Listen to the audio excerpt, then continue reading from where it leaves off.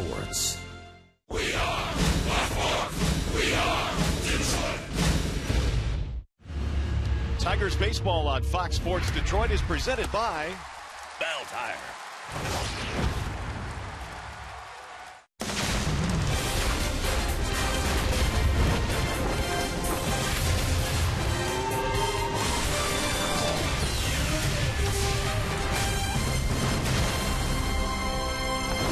As we wrap up this weekend series against the Royals, the Tigers send Alfredo Simon to the mound in search of his 14th victory of the season, making his team-high 29th start as well. Beautiful day for baseball. Welcome to Comerica Park, Game 3, featuring the Tigers and the Kansas City Royals. Hi again, everyone. Welcome to Tigers Baseball. Mario and Pemba alongside Kurt Gibson. Glad to have you with us here for the series finale. Alfredo Simon takes the hill today, Gibby, for the Tigers. And, well, his numbers may be a little bit uneven this year, but he's still starting to rack some pretty good numbers up as well. Yeah, not as consistent, but he does lead the Tigers with 13 wins. Going to have over 170 innings after today's game. Looks like a good back-end fit for the Tigers next year. He's starting to get more comfortable. We're getting to know him.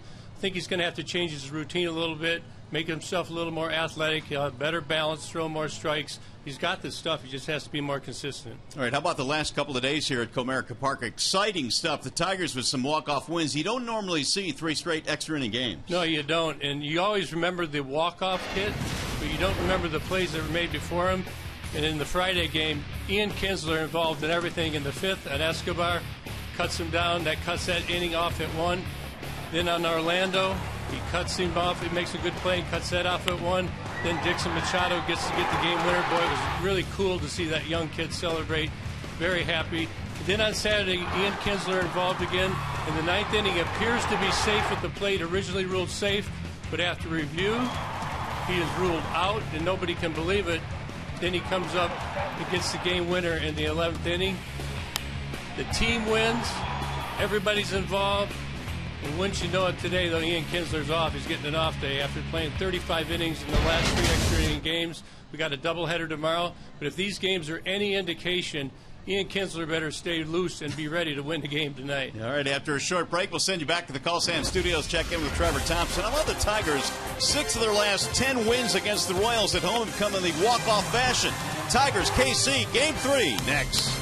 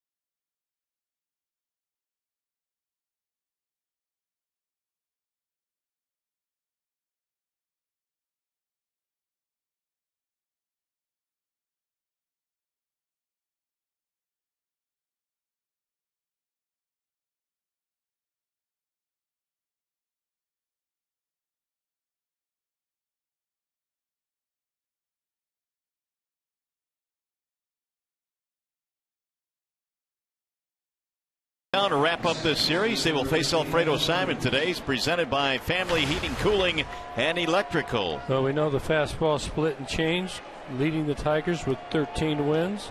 Hasn't been a strike thrower, but he's got great stuff. And the first pitch of the ball game is in for a strike on Ben Zobrist. We'll get things started here for the Royals. Zobrist batting .282, 12 home runs overall this year. He has knocked in 52 runs. And he swings right through it. No balls and 2 strikes. Zobrist has been elevated to the leadoff slot. Alex Gordon was originally in their starting lineup. He was a late scratch. And so Zobrist batting leadoff. Kansas City continues to rest some of their regulars.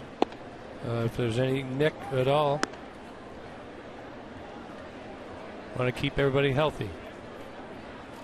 Zobrist has been a terrific trade deadline acquisition for the Royals. The 1-2 pitch, and he rips that one down the right field line. That's a fair ball going to the corner. Zobrist on his way to second, and he's going to pull in there with a leadoff double for the Royals. Here's the rest of the Royals lineup this afternoon, presented by the Metro Detroit Chevy dealers. Zobrist to be followed by Kane and then Hosmer. Morales the DH today. Moustakas at third base, Rios in right, and a bottom 3 of Orlando Colon and Drew Butera. So Zobrist getting it started quickly for the Royals. Here is Lorenzo Cain now with nobody out. Cain having a marvelous year, although he has struggled a bit recently down the stretch here, batting .306. And he looks at a strike 0-1. Tigers have won the first 2 in this series in thrilling fashion, comeback wins and walk-off wins in each of the first 2 games.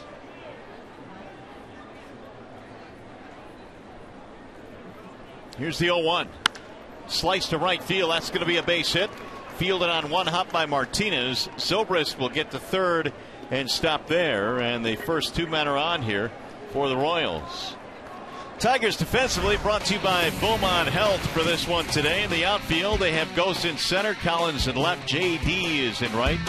Castellanos and Martinez are your corner infielders. Machado, Romine up the middle. And McCann and Simon the battery as Ian Kinsler gets the day off. Yeah, so far Alfredo today in 2 hits, just balls finding the middle of the plate. 1 an off-speed pitch, the last pitch to Kane, a fastball. Got to get it on the corners, get it down in the zone, or at the top of the zone, right at the armpits. Well, they got the runner in a rundown now at first base. Kane is going to be run back to second, and now the throw hits him, and the tag is made. How about that? Wow. The Tigers are fortunate there. That was not textbook, but it worked out. Looked like an early break. I think the Royals looked like they had something on Alfredo Simon, and Kane timed him up. Had an early break, but Simon steps off, and you're concerned about the runner on third. That's why you're seeing this caution right here. Worst case scenario, Kane has to be back on first, but this ball hits the back. Romine catches it barehanded, tags him, and no advancement by Zobrist at third. So the infield will come in now with a man at third base and 1 out, and Hosmer trying to drive him in. That's very aggressive. Like it. Sliced foul back out of play. If you're keeping score at home, 1-3-6-1-4 on that rundown. You got that? Yeah, I got it. Did you seriously have that, or you? No, I didn't have it. I don't write that down. I'll make a little side note, mental note here. Good concentration by Romine, though. That's a very tough play. Tigers allowed Kane to get too close to Romine, and when you do that, you close up the avenue to throw the ball. So nice bounce off the back. Don't try that at home. No, not at all. 1 ball, 1 strike on Hosmer. And they back him out of there. 2 balls and 1 strike. Yeah, you talk about the walk-off wins, 3 extra inning games in a row. And the Tigers really have battled. Now, they haven't made all great plays, but they've made the plays when they've counted. and thus they give themselves a chance to come back and win those games, and that's a good sign. You know, they could cash it in being in this position they're in, but they have not done that. High fly ball, center field, hit a ton.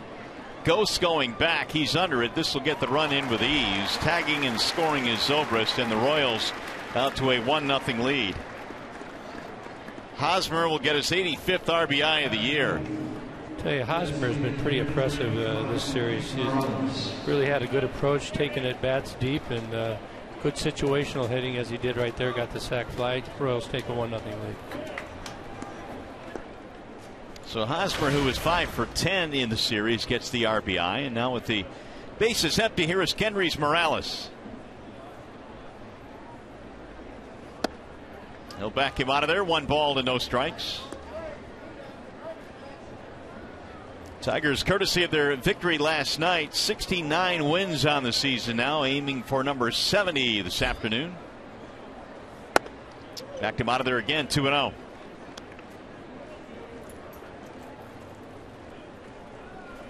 Four-game hitting streak now for Morales, 2 out of 10 in the series, including a home run. 2-0 is outside, 3 balls, no strikes. 102 RBIs for Kendrys Morales.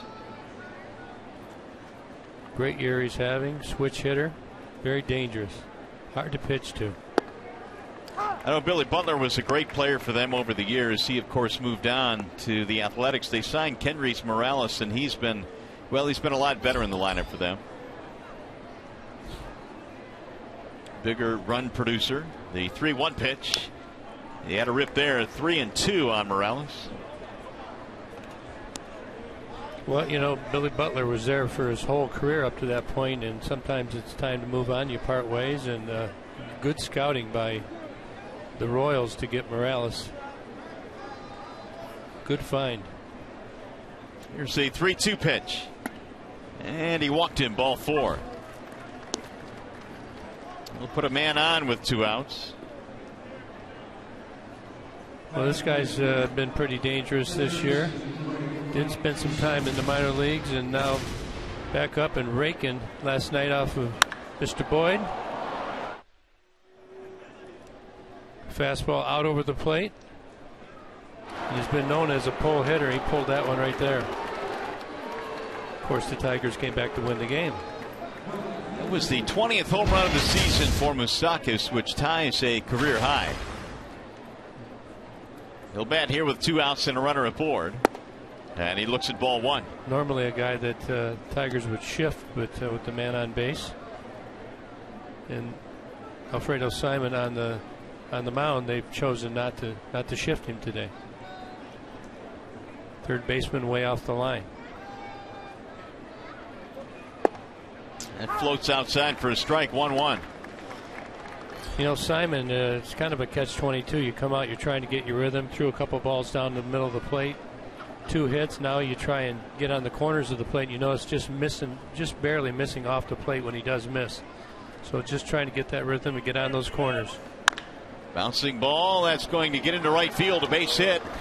Morales on his way to third base, and the throw comes back into second. It's a single for Moustakas. And the Royals have come out with their hitting shoes on today. They got to be a little bit angry with what the Tigers have done to them in the first 2 games. See the splitter right there. Splitter grip again, up and out over the plate. Kind of gets a lucky bounce, finds a hole. Nevertheless, first and third now with 2 down. Well, it's been a bad month for them. They're 6-12, and their run differential is a -12 for a team that had such a big lead, or still does, in the Central. They are trying to get things turned around heading to the postseason. And they want to keep that home field advantage. The Blue Jays are making it tough on them. Ball 1. What do you feel about home field? Is it that big of a consideration in baseball, do you think? I do, especially when you're talking about the Blue Jays. I think they play very, very good at home. They got that big home run power. The ball flies there. Maybe it's because I have a skewed view, because we were there and they just crushed us. Talking about at the in Toronto. Yeah, they were. There's a base hit to left field. They were on all cylinders. That'll get another run in. It's a 2-out hit for Alex Rios, and it's a 2-0 Royals lead. So the pickoff of Kane has not turned out to be that huge of a play because the Royals have bounced back nicely. Yeah, four-seam fastball right here. You see it tails just a little bit down and in. Rios has been one of the hottest Royals as of late. RBI single. He went through a stretch where he was really struggling, and now down the final month of the season has really turned it on. We've got an early visit now on the mound for Jeff Jones and Simon. Yeah, but there was talk about him not making the playoff roster, and he's been on fire since. In Kansas City, the best in baseball, 279 average with 2 outs. League average 243. So that's their strength, and they're doing a good job of that here in the first inning. See, Royals team that has the fewest walks in the American League with the fewest strikeouts as well. So they're very aggressive. They put the ball in play, and it's worked well this year. Paulo Orlando will stand in now with 2 on, and he looks at a breaking ball strike. Orlando in left field. As we mentioned, Alex Gordon was originally in the lineup but was taken out. Orlando in left has 2 men on.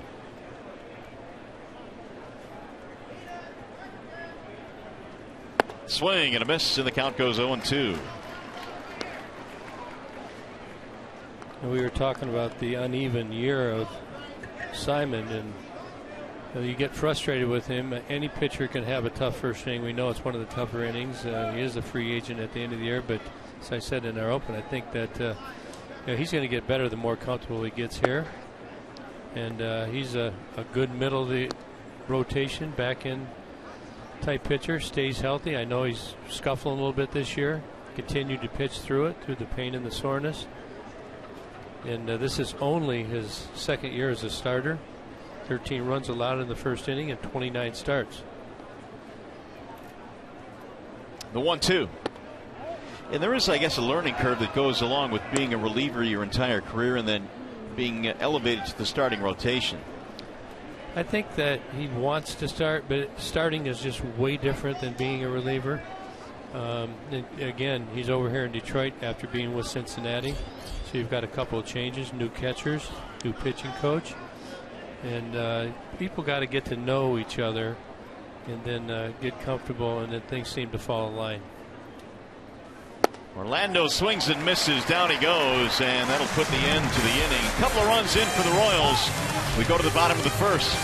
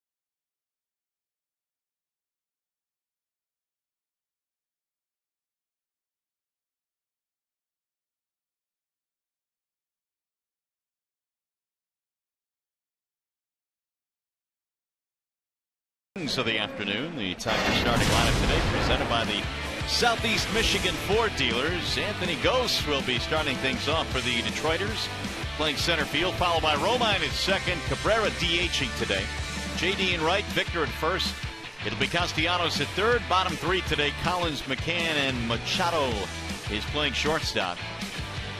And they are facing the right-handed offerings of Chris Medlin. Yeah, coming back from 2 Tommy John surgeries. He's had 13 appearances this year. This is his 6th start. Very tough on lefties. He's actually throwing the ball as good as any Kansas City starting pitcher right now. Watch out, he's got a good move as well. Pretty athletic, and he likes to throw the changeup. Very tough on lefties, as I said. Throws the changeup and turns that two-seamer over, running away from the lefties. Anthony Gose starts it off for the Tigers, and he looks at ball 1 from Medlin. Hard enough to come back from 1 Tommy John surgery, but when you can do it from 2, that takes a lot of perseverance. It does, and the odds are against you, and he's fought through it so far. 1 ball, 1 strike. There you can see 2 separate Tommy Johns. August of 2010, March of 2014. Bender that drops in inside. 2 balls, 1 strike.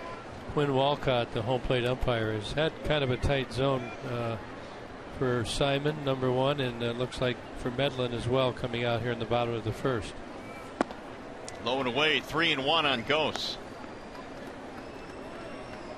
Anthony has reached base in 15 consecutive ball games. 3 for 11 in the series. Romine waiting on deck. And a strike on the outer edge, 3-2.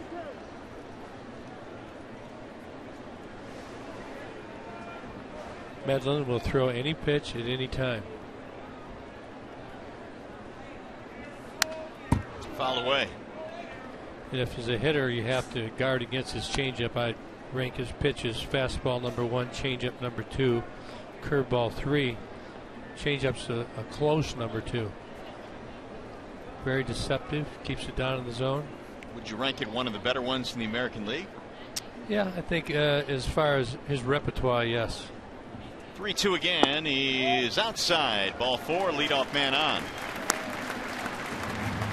Here's the defense for the Royals today, brought to you by Tim Hortons in the outfield. It'll be Lorenzo Cain in center with Orlando in left and Rios in right. Up the middle they have Colon and Zobrist as their double play combination. Moustakas and Hosmer on the corners. Medlin, Butera, the battery. Salvador Perez getting a day off. He's been a thorn in our side, hasn't he? Boy, Sure swinging has. the bat good this year for them, and doing some damage against the Tigers. Romine batting in the 2 slot. Kinsler the day off today for the Tigers. And a swing and a miss, 0-1. Andrews getting some starts now. He's playing consistently with the injury to Jose Iglesias. All over the diamond. Played third base, shortstop, now at second today. This is his 11th start here in the month of September. Medlin's 0-1. Strike called, 0-2. I think as you go out throughout the game, you might. It's a good combination if you can get Gose on first base and Romine, maybe a hit and run, do something with these guys.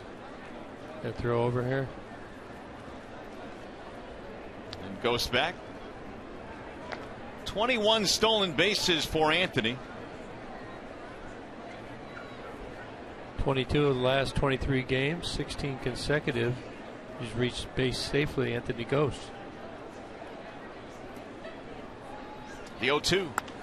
Lifted back out of play. I think Anthony Gose, since he's been moved up to the top of the order, has been good for him as well. He's benefited from it. You get more at bats, number 1. When you're a leadoff hitter, he just kind of automatically gives you a different responsibility. You're up there for your team. You got to see pitches. You're more of an on-base guy, not thinking of overswinging as much. Facing left-handed pitchers more. It's helped him. High, ball 1. Well, the numbers agree with you. 289 this year for Gose as a leadoff hitter, 260 overall.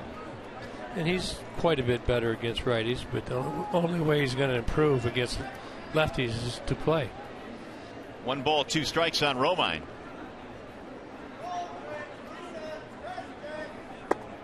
And breaking ball misses low. 2 balls, 2 strikes. Now if he gets to 3-2, does he go? Does he put him on the move? There's Cabrera waiting on deck.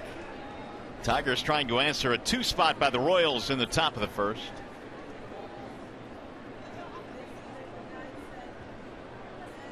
Another throw, and he's back in there. Medlin is not your prototypical pitcher in terms of size. He's only 5'10". Yeah, not a big guy. Little balk move right there. I could see that front leg buckle before he goes to first base. That's how they try and trick you. Romine fouls off another. He continues to battle. Medlin is listed at 190 pounds, born in Artesia, California. 29 years old. Many years down there with the Braves. Braves always throw off good pitching prospects.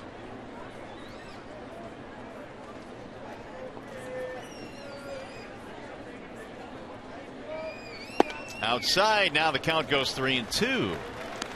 So Medlin not starting off very sharply here. He's got Cabrera waiting on deck. This will be the 8th pitch coming up in this at bat.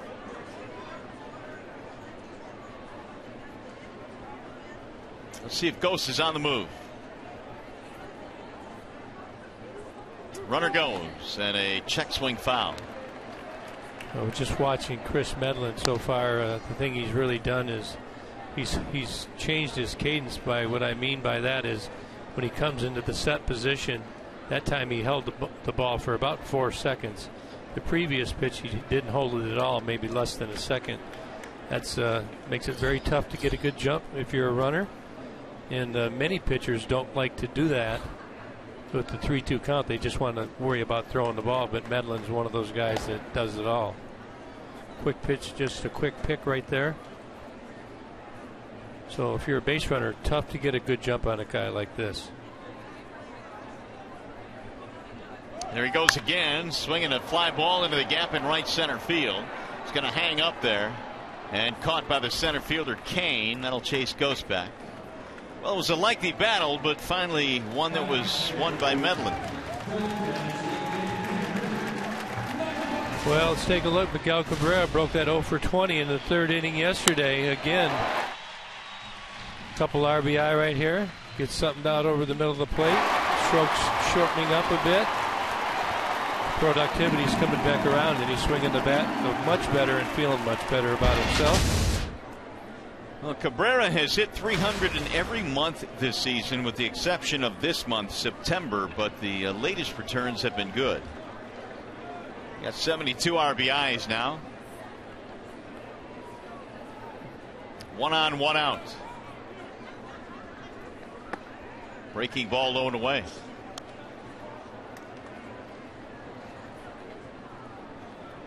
Cabrera 4 for 7 in the series.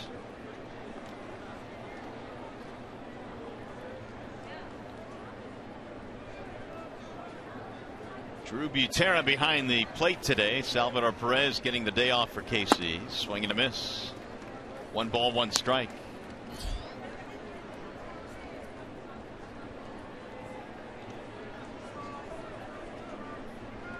See the Major League Baseball leaders. Miguel Cabrera trying to catch Bryce Harper. Well, Harper's had a good year, huh? MVP type year, I think. Everybody's talking about Yoenis Cespedes possibly, making some noise in that MVP conversation, even though he's only been there for half a year. You can't overlook Bryce Harper. No, but I don't think you can penalize Cespedes for being in 2 leagues either. High fly ball. This into right field and playable for Rios.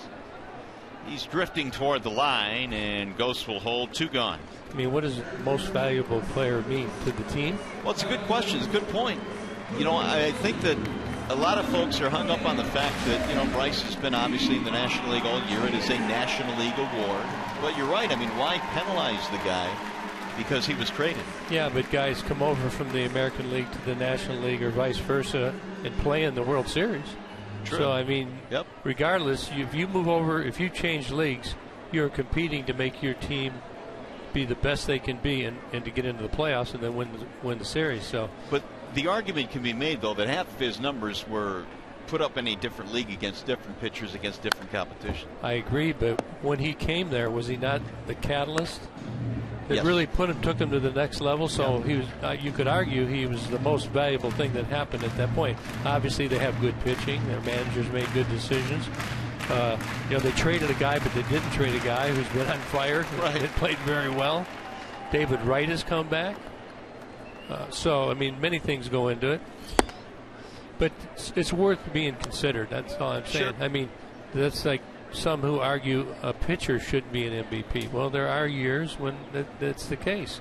And when you compare it against the competition, it all has to be considered. 2011, Justin Verlander. Case in point, MVP, Cy Young. Little broken bat pop up right back to the pitcher, and that will end the inning. So the Tigers get a leadoff walk. Unable to advance ghost, though.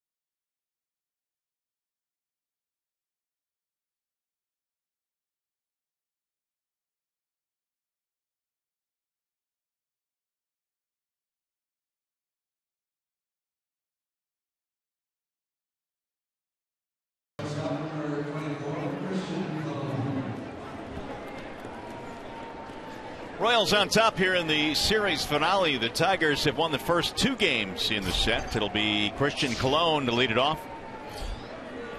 Alfredo Simon back to the hill, and he delivers strike 1 to Colon, who will be followed by Butera and then Zobrist. Alfredo threw 26 first inning pitches. That bends low, 1 ball, 1 strike. Colon playing short. Escobar's out of their lineup today as well. He was hit by a pitch the other night on the elbow. Yeah, elbows. That's a tough one. That Smart's number 1, but lots of swelling, gets in the joint, hard to hit, and you start bad habits. So they got him out of there. The 2-1 pitch, sliced to right field. That's a base hit for Colon. He'll take a wide turn, but hold up. Leadoff man aboard here in the second. Yeah, just another pitch up in the zone. Alfredo having a hard time getting the ball where he wants to so far. Look at this ball up and out over the plate. Just good hit pitches right there. Colon with a good swing. Here's the number 9 hitter, Drew Butera. You keep your eyes open on this combination. Good bunt, good hit and run. Butera, known as a very good catch and throw guy, handle the pitching staff. Bunted on a bare hand. Simon will check second, but throw the first, and a sacrifice advances the runner. Got the job done. He kind of wince when you see a guy reach down and try and barehand a ball that's still moving that fast, but Simon did a good job, secured it, good throw, and Butera has bunted Colon on down to second with 1 out. That'll bring up Bren Zobrist now for the Royals. Zobrist, the leadoff man. The Bernstein advantage brings you the pitcher-batter matchup. Zobrist against Simon, career just 4 for 15. And he added 2 to the first inning with a double, and eventually scored the Royals' first run of the game.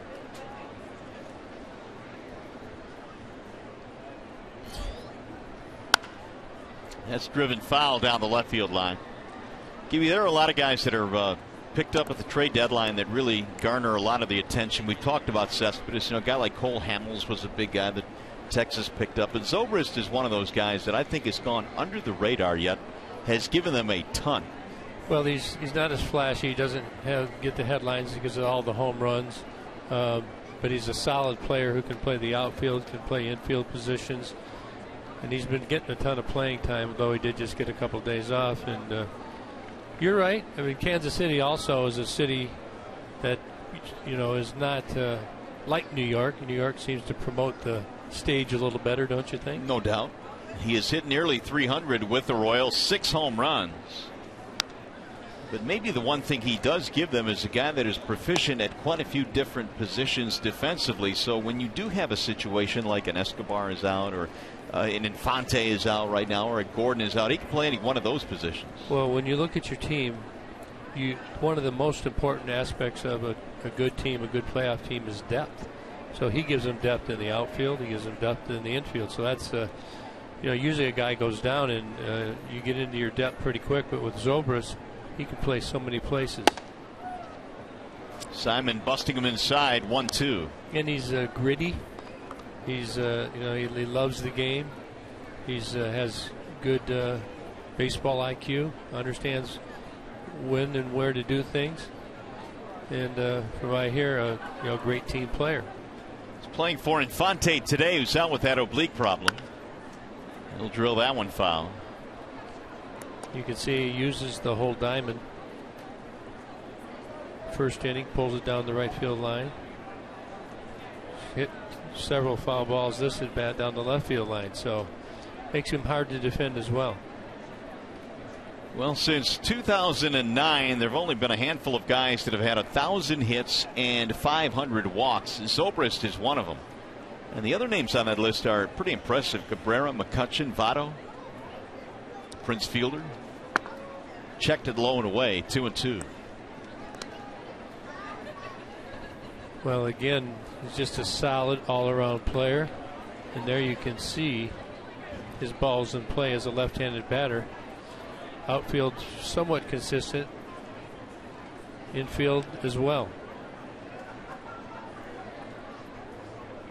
2-2. Runner at second. That's Colon. And a good block at home plate by McCann. 3 balls, 2 strikes.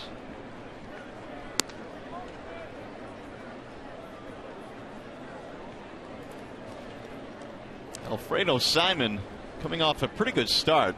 The start in which he beat Minnesota his last time out, allowing 3 runs in 6 1/3. And the 13 wins that he has so far this year is just 2 shy of his career high, which he established last year as an all-star for the Cincinnati Reds.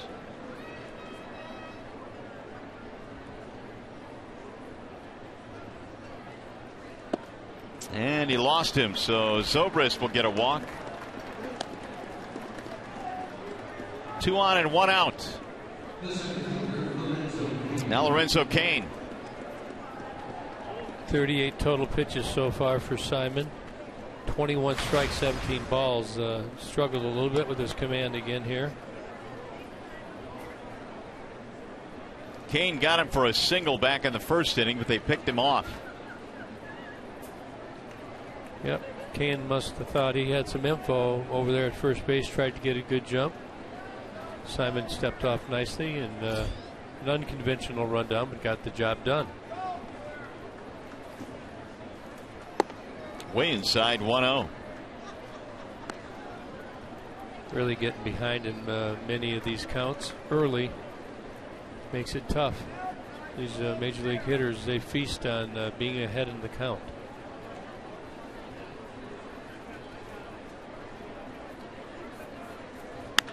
Drill down the left field line, foul. 1 ball, 1 strike. Well, Cain made a name for himself in the postseason last year. He was outstanding. In fact, was the MVP in the ALCS, and he's gearing up for what he hopes is another big postseason run this year. He's had a terrific 2015 campaign. Here's the 1-1. Little chopper to third, foul. 1-2 on Lorenzo.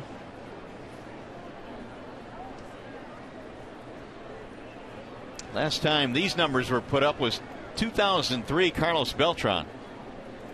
90 runs, 15 homers, 25 steals in a season. And Lorenzo Cain coming from Milwaukee. I mean, he's a guy who had ability but didn't really put his game together since he's been over to Kansas City, though. Really rounded into good shape and dominant player. Broke his bat. How annoying is that when you break a game? Yeah, you can get pretty attached to some of your bats. It sounded like he liked that one. Did you hear him? Yep. That's why I asked. Yeah, because you're working. What I did is I worked in batting practice, and like with the maple, you don't have to worry about its hard wood. But if you have an ash bat, there's grain in it, and you're trying to hit off the grain and raise the grain and make it harden down so the grain stands up. So if you hit the ball, it puts backspin on the ball. So you get a good one going with an ash bat, and then you break it. You got to do another one, and you get a dozen bats. You may only get 3 bats that you really like out of there, and one really nice one. Some of them just have the right feel, balance is better. Swing and a miss. He swatted it, strike 3, and there are 2 gone. Second strikeout for Simon. Ball really takes off down in the zone. I always said it seems to have better movement down in the zone. It didn't look like Lorenzo Cain picked that ball up very good at all. Kind of looked like he was sitting on an off-speed pitch and kind of after the fact swing at a fastball. Might have been thinking about that bat that he loved so much that he broke. Yeah, the one with the perfect handle. Exactly. Here is Eric Hosmer now with 2 outs. He hit a ball a ton in the first inning. It ended up in the glove of Anthony Ghost, but it was a sac fly. 85 driven in now for Hosmer.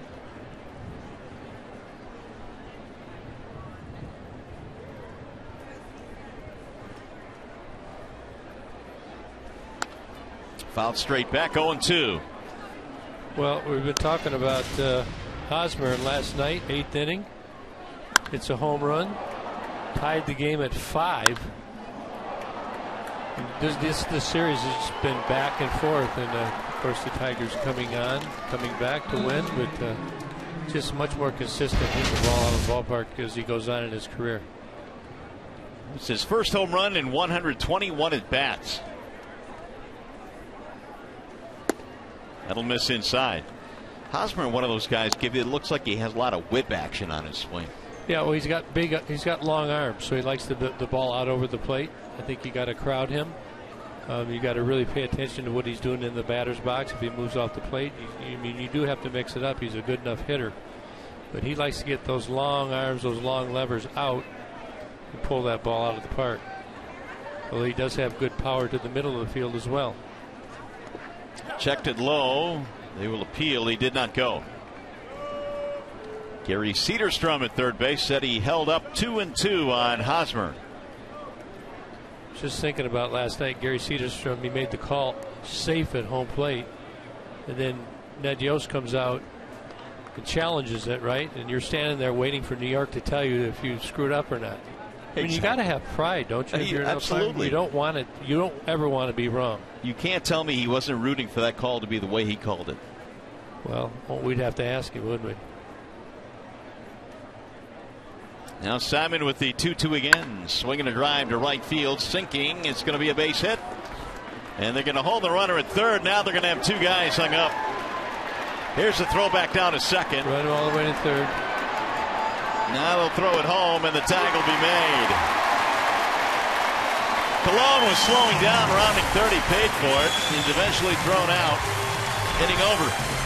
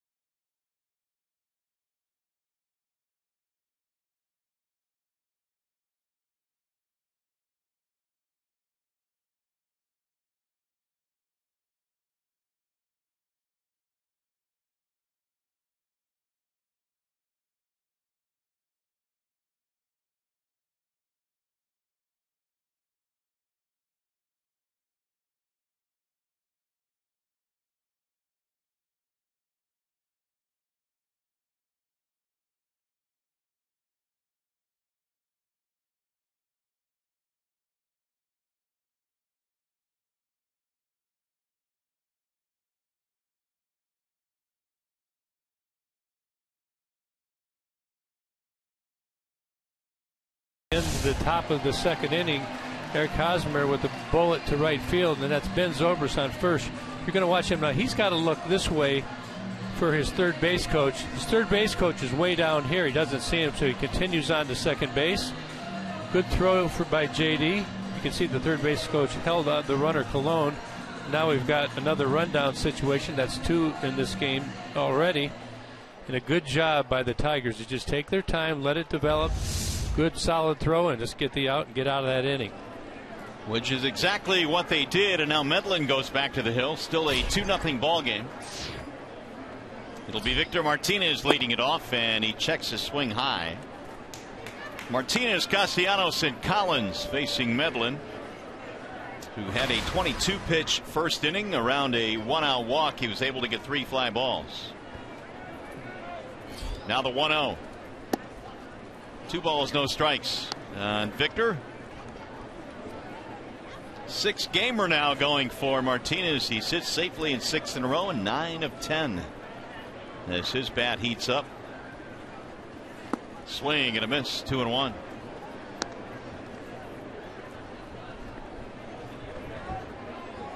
The home run that Martinez hit last night was his 10th of the year. That's how they play him defensively. Zobrist deep at second.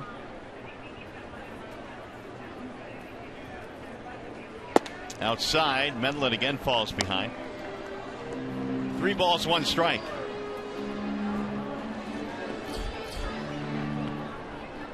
Castellanos on deck.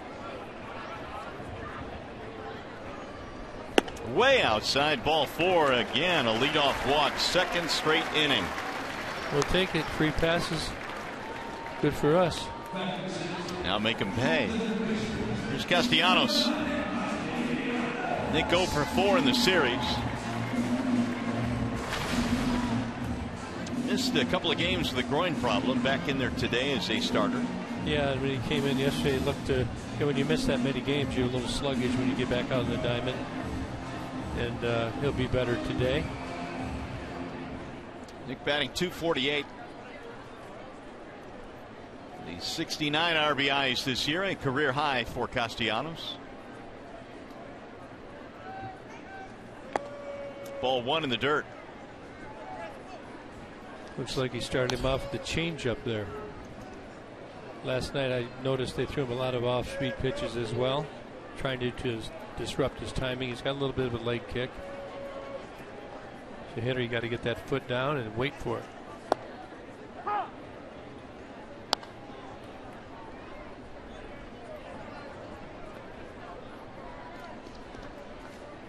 $15 homers this year for Castellanos, who has had a bit of a streaky season.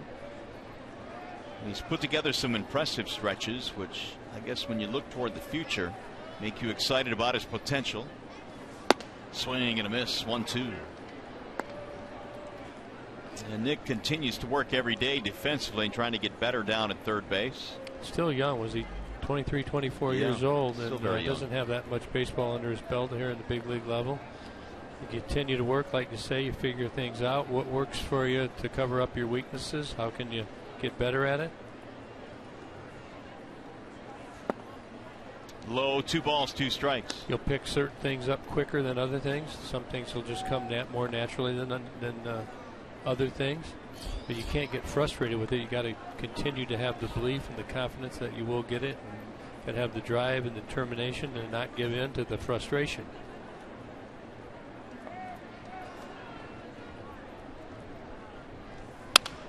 Bouncing ball towards second base, might be 2. Zobrist to second, 1 relay. Ooh, they called him out. Yeah, look at this. Let's see, Omar over there and Nick both want to take a check. At least worth the replay. Take a look at the replay. I thought he was out. Did you? I thought he might have been safe. We'll see. It was either way a bang play. Well, we know your eyes are better, so. No, I wouldn't go that far. Let's go with it. Let's see. I got to give it. I mean, the ball's supposed to be in the glove. Can't really tell from that angle, but I think Nick's got an argument. Yeah, and the Tigers want to challenge it. Yeah, I was wondering. We were in the locker room today, waiting to listen to Brad Ausmus talk, and just kind of talking about the relay process again. You know, they have monitors not too far from the dugout where Brad sits, and they go down and they watch it themselves if they can. They also have individuals down there that watch it, and that they give you the phone signal. But it seems like you'd want a bigger screen, you know. I mean, the screen's not tiny, but it's very tough to make a decision on whether you should use your challenge or not on a play like this. And, you know, who knows what angle you're going to get. Well, from that angle right there, I agree with you. It might not be the easiest angle to tell, but yeah, he's safe. Boy, Eagle Eye. Telling you. Must have been because you're out there that off day yesterday, up there listening to that band at MSU. That's exactly why it was. It sharpens up your eyesight. Take a look. See, it's supposed to be in the glove, and it's not quite in the glove. It's just going into the glove. So Nick is safe. Got a boy to hustle. 1 on, 1 out for Tyler Collins.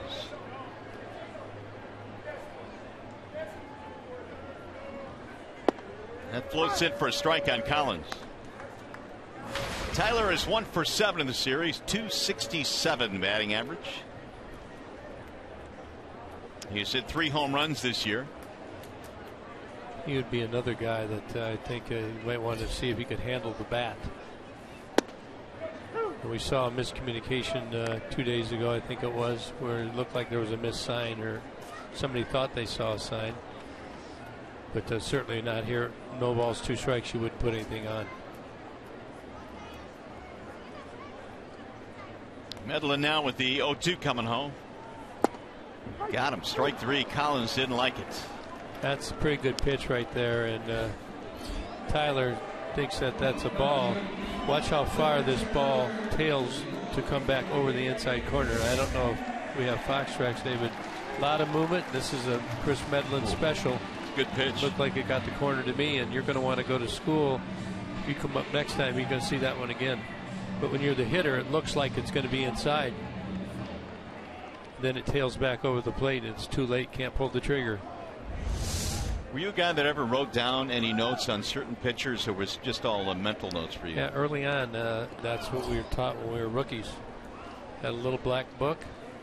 Actually, you had different black books for different things as you went, but you used to write the pitchers, the sequences, or whatever mental notes, ways that you could remember what he did to you, and try and determine what he was going to do to you. Nowadays, you come in, you filter it out, you put man on first, 0-2 count, pitch, and it'll tell you. So what else would you use a black book for aside from hitting? Just keep my calendar and stuff like that. You. Okay. You know, don't you? I still keep a paper calendar, don't you? No, I just use my phone now. No need for a black book. You know, errands that you might want to run, things that you might have to do after you play baseball. Oh, errands, I see. There's a bouncer to third, fielded there by Moustakas, and that'll end the inning. No runs, a walk. 1 man left. Tigers baseball presented by Bell Tire.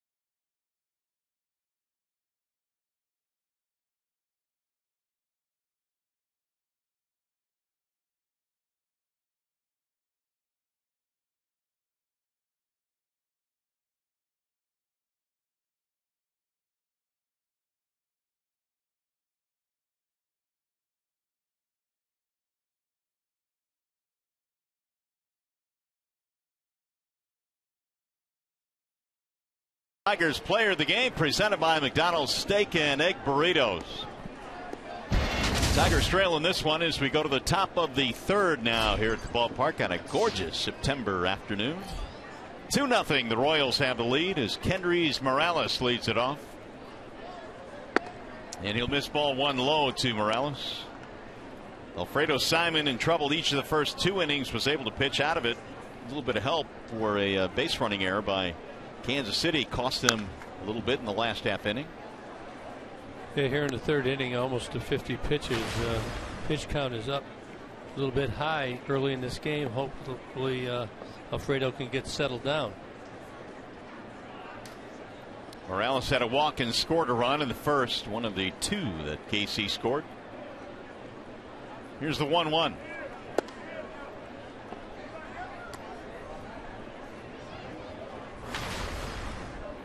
Morales is 102 RBIs, good for 5th in the American League. Low again, 3-1. So the pitch count continues to elevate for Mr. Simon. Here's Moustakas, another left-handed batter waiting on deck.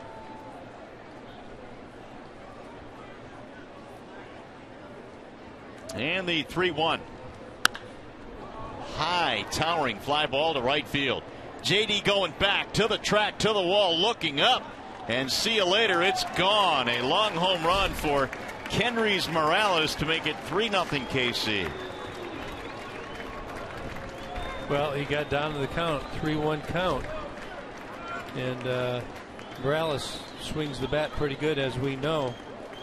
Got a hold of a pitch right there. Only 3 home runs versus left-handed pitchers, but this is his 16th or 15th home run against right-handed pitchers, so you don't want to get down on the count to Kendrys Morales from this side of the plate. He has done some major damage against the Tigers this year. That is his 19th RBI versus Detroit. Well, it's 3-1. I mean, the guy's struggling, and Simon's trying to hit a corner. He's just missing. So now when you're behind 3-1, you got to throw the ball more down the middle of the plate, and Morales put a good swing on it. Fouled back out of play, 1-1 on Moustakas. Tigers bullpen's been used pretty heavily as of late, so Brad's going to probably try and stick with Simon, but he's got to keep the game within reach as well. Off speed up high, 2 balls and 1 strike. Home run number 19 for Morales. Here's the 2-1. High fly ball, shallow left field. Collins under it, and that is the first out of the inning. And time for a game break now. We check in with Trevor Thompson.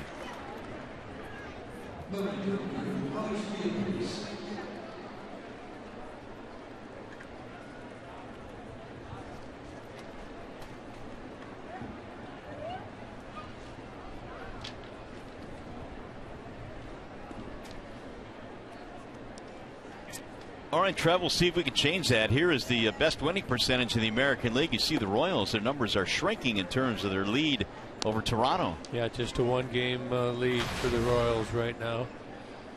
Have they got 14 left? They do, correct. Their magic number, the Royals, is down to 4 to win the Central. Yeah, the Royals lose their 2nd consecutive extra inning game yesterday, but gained 2 games in the magic number because the Twins got swept in a doubleheader yesterday. Here's the 1-1. Checked it, and he went. So says Lance Barksdale, and much to the chagrin of Rios.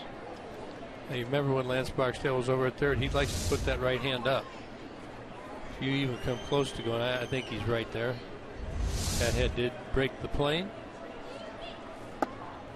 Simon stayed away, 2-2.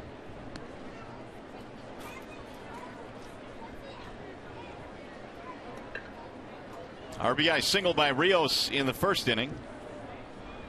27th driven in on the year. Stroke to center field, and that's going to drop in, base hit. That's his 2nd hit of the game, so Rios continues to swing it down the stretch for KC. And that in turn should get him in the lineup more. Well, it has.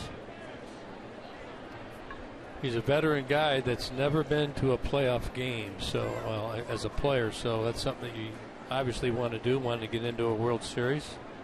He appears hungry. Here's Paulo Orlando.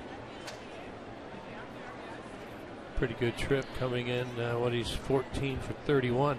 Not shabby. No, that's a really good trip. 10-game hit streak. That's off the mask, 0-1. Hey, just a reminder as you enjoy a cold one to look forward to Miller Time later in today's game, brought to you by Miller Lite. Our old buddy John Keating stopped in to see us. He likes it up here, doesn't he? He does. He's on the perch right behind us. He's supposed to be down here digging some info up for us. That's right. Well, he's going to hang out post-game on the set here at the ballpark. He did the promo about a cool beverage, and look who shows up. Keats wants an ice cold water. It was right on cue, wasn't it? It was. He walked right in. That a boy. He's going to be sorry the minute he walked into this booth, that's for sure. You never know. We love him when he comes by and visits us. No balls, 1 strike on Paulo Orlando. Rios is chased back. Rios has 9 steals this year, has not been caught. He doesn't run as much as maybe he did in the past, but still he's a guy that has over 250 major league steals.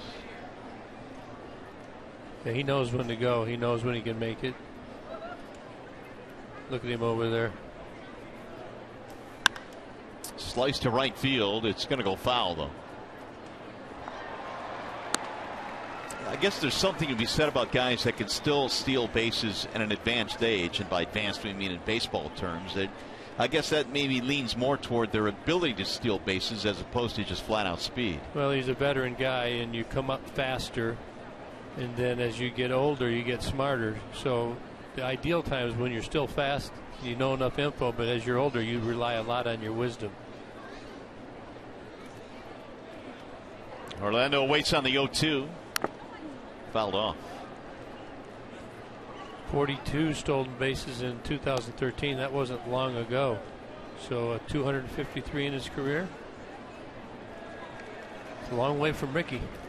Yeah, it is, isn't it? Just imagine. And it takes a lot out of your body. He's a taller guy.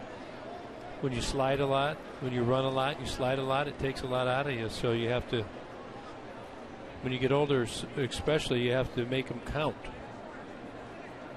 When you're younger, you're ready to go, all the time.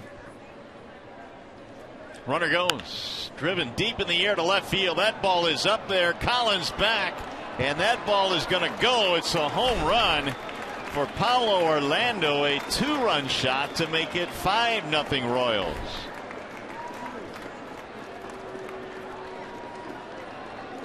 Second home run of the inning for KC. This one hurts. Puts the Tigers down even more, but this is an 0-2 pitch, and it's you want that pitch to be down, buried in the dirt. You can see it's hanging up about belt high, and it's deposited into the left field seats. 7th of the year for Orlando, and there's the ball up and in that makes Colon buckle out of the box. 5 runs on 9 hits now for the Royals, who have come out today swinging the bats. Yeah, they're mad. Right back up the middle, and it's going to find a seam as it rolls into center field. And Colon has his 2nd hit of the day.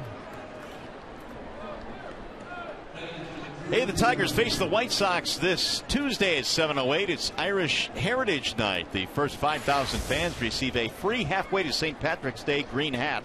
For tickets, call 866-66-TIGER or visit tigers.com. An interesting sequence there. Alfredo Simon threw one, just I think sent a little message to Colon, don't you think? I think so. Just like, hey, enough of that, and then Colon hits one right back up the middle. So message returned. Yeah. Tigers are going to have to get somebody up here to keep this game within reach. And even 10 hits now, and we're not even through 3 innings in this game for KC. Well, there you're looking at the bullpen pitches thrown this series, both sides. Neftali Feliz He's pitched well. Hasn't been scored upon in his last 6 outings.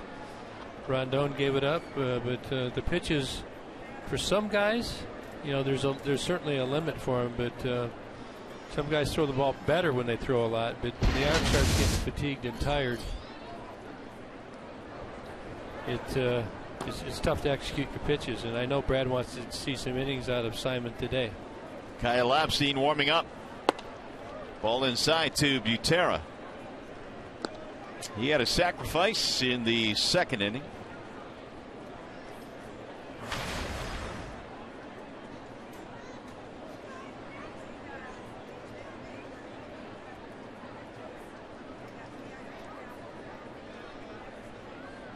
Here's the 1-0. That'll get back out of play. Drew's father, Sal, played in the big leagues. In fact, Gibby, he was your teammate for all of 5 games. He played 5 games with the Tigers in '83. Sal Butera. We also had a rumble with Minnesota Twins when I was with the Tigers and a youngster. That's when Herbeck and Bruno and all the guys were coming up. Ron Davis, and Davis threw one at Chet Lemon's head first, and then we had a little rumble there, and then he threw one to Enos Cabell. We went out again in another inning, and guess who I got? Who'd you get? I got paired up with Mr. Butera. You got Mr. Butera. But it was just a tackle from behind. You know, it was like he wasn't knuckling me. Knuckling. And you're always looking around, you know, because it's the guy behind. That was a good one. 1 ball, 2 strikes on Drew Butera. Doesn't get back out of play. I mean, years later, I mean, that was kind of they were a young team developing. Of course, it was '87. They came back and beat us. We handled them well during the regular season, but they came back and handled us in the playoff series and went on to win the World Series. Now, did you enjoy the dust-ups that your team would have every now and then? Did I enjoy them? I think that they serve their purpose at the right time. Sometimes you feel like it, sometimes you don't, but sometimes you have to stand up to it. You know, if the other team feels like it, you always have to be ready for that. Popped up, see if it stays in play. It will not. Back in the 6th. I think teams go through phases of their development towards a world championship. And I would say for almost any team, I won't say any, but I'll say almost any, you're going to have times when you're going to be challenged and you need to stand up to that challenge. How about you? I enjoy watching them, but you know, I don't have to get in the middle of them. How about our viewers? Think they like them? They used to, I know. Well, I think they used to be much more ferocious back in the day. Look out. Oh, they got him picked. He was leaning towards second base. In fact, kind of had a running lead. I'm not quite sure what Colon was doing there. He kind of put on the brakes. Again, I think that the Royals have timed up through watching film when Simon's going to go to the plate. It's either a timing thing or something he does with his head or his hands or his foot. So that's why you're seeing them exit early. Simon holding the ball has got 2 today. Yeah, he got Kane back in the 1st inning. And now Colon here in the 3rd. They did their film work. They had a piece of candy in their pocket. They're going to take it out and eat it, only to have a little bit of dirt on it. Snatched away, too. Here's the 2-2. Didn't taste as good as they thought. 3 balls, 2 strikes. We're talking about brawls and dust-ups on the field. The Royals had their share of theirs early in the season. They had a couple with the Toronto Blue Jays.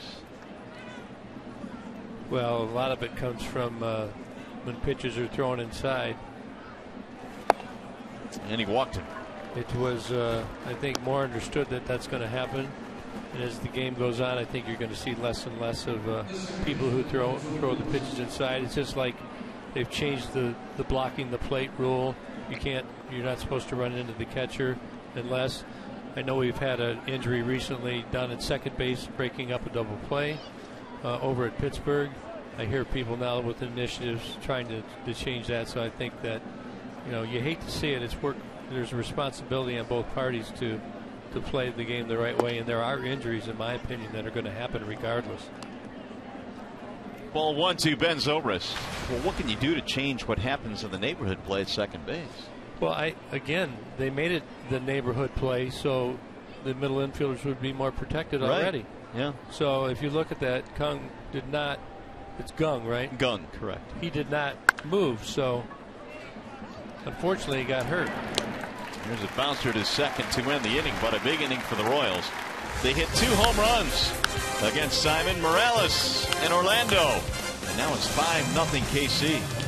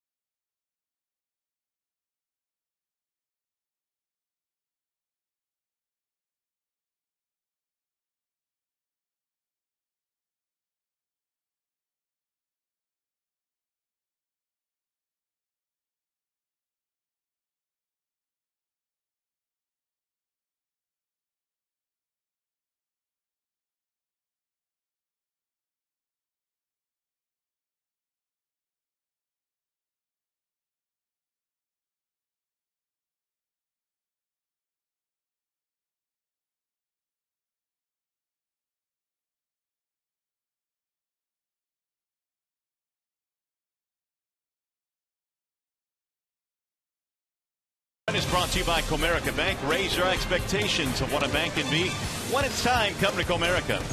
Jeep, get a great deal on a legendary Jeep brand vehicle at the Jeep Celebration events. And by Lando Frost, great tasting lunch meat and more. Been on that carousel? No, I'm a little too old for that. Why? There's adults on there. Well, no. You're too good for a carousel? No, I didn't say too good. I said too old. I want to let little kids ride the carousel. Keats just told me he's ridden it many times. Well, yeah. Sometimes he gets hot down there in that suit and he gets on the carousel and the wind just feels wonderful. Keats is used to going round and round. Keats is ready to leave. Dixon Machado will lead it off. It'll be Machado, Ghost, and Romine. You have not been a very good host today, I must admit. Who, me? Yeah, you. What am I doing? There's a ground ball to short, deep in the hole. Colon in the backhand. And his throw is in time. Nice play. 1 out. Machado retired. Here's Anthony Ghost. Hey, just at the ballpark, having a good time. Right now, we got to bide our time. We're struggling a little bit. We're down 5-0. We'll just got to ease our way back into it and finish strong. I'm all for it. Not going to get stressed out about it at this point. You've got to always find a way to stay in it. Now, did you have that same calm, positive demeanor when you were in the dugout? That's a loaded question, isn't it? Yes, it is. And I'd like the answer to that. Well, not always, but you try to be. Depends on what you're doing. If you're a player, I think your responsibility is different, and you can be more emotional if you're the manager or you're the analyst, or you can relax a little more, don't you think? Agreed. Ghost waits on the 0-1. You're a viewer. Just relax. Let me ask you this: how much do you think your players, or players in general, take their cues from the manager in terms of how they should feel or go about their business? I think it's big. Like, you can't panic. You have to keep things in perspective, and we've talked about this many times about you get in an inning, get out of it. It's early in the game. You still have a chance to win it, and when you try to do too much, you compound your problems. And what you're trying to do is just kind of get your breath. Sometimes it's like a boxer. You see them go to the rope-a-dope and they get tagged pretty good, and then when the bell rings, you get a little rest, and you tag that guy and you counterpunch, and then all of a sudden you're back in the fight. So same here with the Tigers. They got to stick with Medlin, try and figure him out. He's throwing the ball exceptionally well today. Through two innings, no hits yet, but you just kind of figure out what he's doing, and then make some adjustments and get some pressure on him. Here's the 1-2. Outside, 2-2 on Ghost. He's working 3 pitches. He's got the fastball both sides of the plate. You know, to the lefty, he's going to throw it inside. He's going to want you to take it. It's going to tail back over the inside corner. He'll throw it on the outside part of the plate for chase. You can see that ball there running very good. That was the changeup. He's keeping that ball down, and he's also throwing his curveball. So it's 3-2 now on Ghost. Anthony Ghost going deep into the count again. And he lost him. Another walk for Ghost. Close. 1 on, 1 out. Hey, time now for you to tweet your strongest fan photo. Use hashtag Detroit Data Strong Fan. You just might see yourself in an upcoming broadcast brought to you by T-Mobile. That'll be the 3rd walk of the game now for Medlin. He's had 1 in each inning, but he's been able to pitch around the first 2. In his last start, he only walked 1 in 6 innings, 6 plus. So not quite the command. Tigers remain patient, get a couple guys on base, and pop one. Romine takes ball 1 high.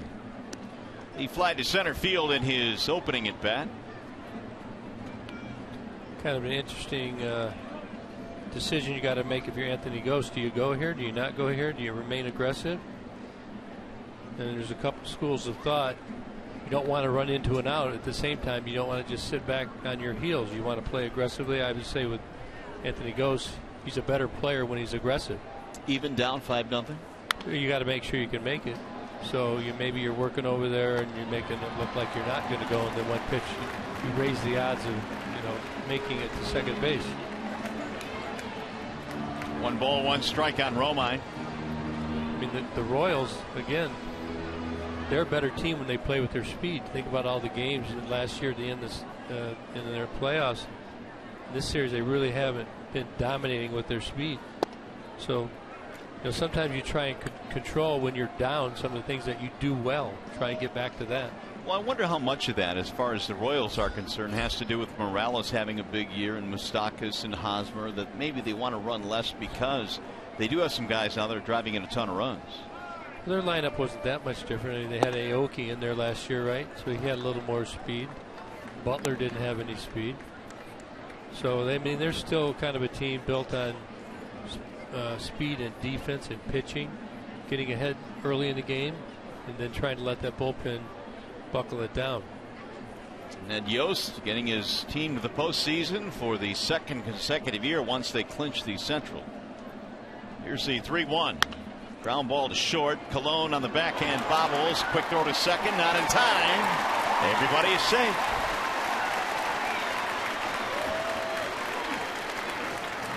There, speed influences the game right there, doesn't it? It sure does. He rushed. Anthony Ghost is down there, gets a good secondary lead off at the crack of the bat.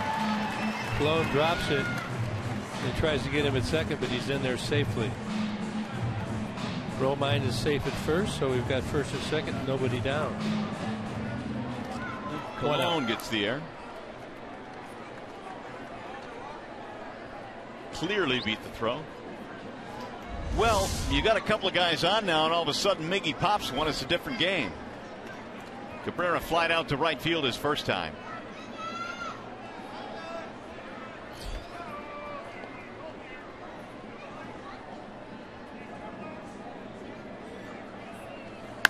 Bouncing ball, base hit left field. Ghost coming to third, they'll send him home. Here comes the throw, it's cut off, and an RBI single for Miguel Cabrera. So the walk comes around to score.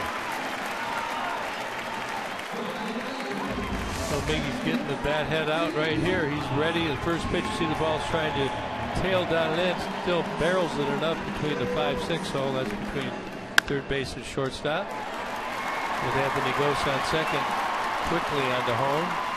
Tigers have scored their first run of the game, second run of the game. First run of the game, my bad. 73 RBIs now for Miggy. And now here is J.D. Martinez with 2 on and 1 out. 5-1 ball game. Medlin's getting his ground balls, but they're either finding a hole or they're being misplayed. There's a strike, good pitch on the outer edge, 0-1. Still has that good movement there. Ricky's been pretty good, 5 RBI in his last 3.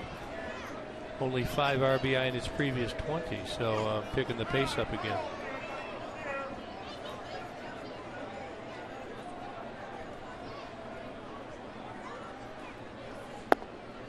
Just missed with that one. 1 ball, 1 strike. It's funny how close pitches can really determine a ball game or influence a ball game. That pitch on Ghost was awfully close for ball 4. Called it low. JD, they've been trying to run that fastball down and in and they're breaking stuff away.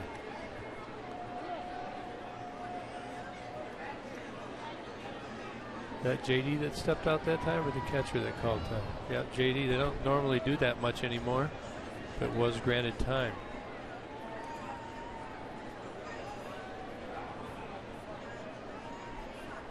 Well, Medlin taking too long. JD steps out.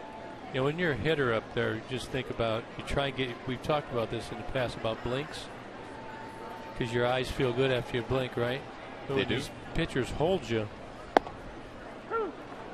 When they hold you, you know, you start to get the urge to blink. So you're saying, I can't blink, I don't want to blink, and you're afraid that you're going to blink right when they release the ball. I remember the first time you brought that up, and I remember thinking I would never, ever consider that as part of the game, but it makes sense. Well, that's why they're saying you can't get out of the box, but if you've got to blink, it's dangerous. Here's the 1-2. Fly ball in the air toward left center field. This will be playable. Orlando is under it, and the runners will tag but hold. Well, we've been talking about Victor Martinez swinging the bat much better as of late. Menards brings you the big money encounter.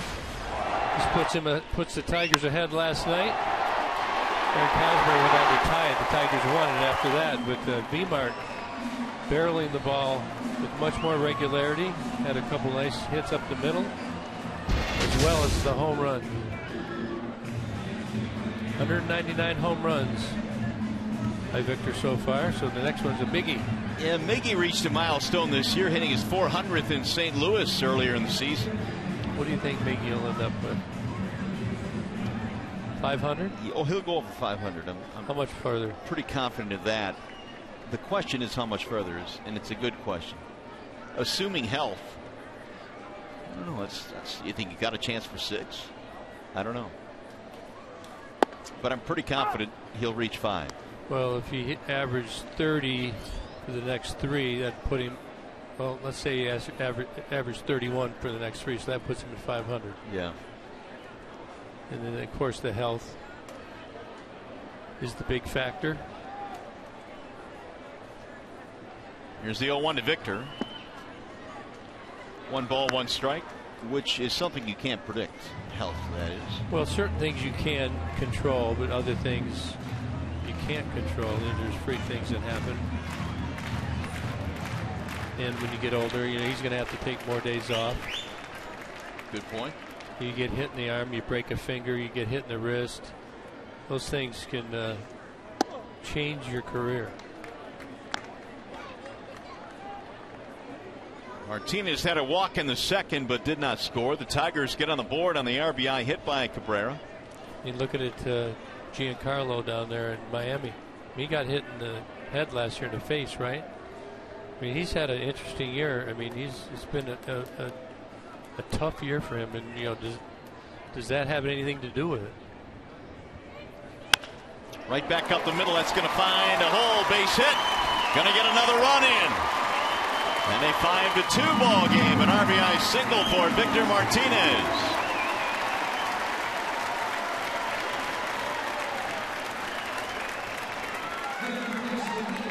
We're just talking about seeing more balls taken up the middle by Victor. Here this ball's running away, and right up the middle he goes, right over second base. Tigers score another, now 5-2. This is why you want to just keep chipping away. We were talking about last inning, relax, chip away. Tigers are doing a good job here, and we've got a visit for Mr. Medlin. Pitching coach Dave Island coming out, a very quick chat. As Nick Castellanos gets set to step in.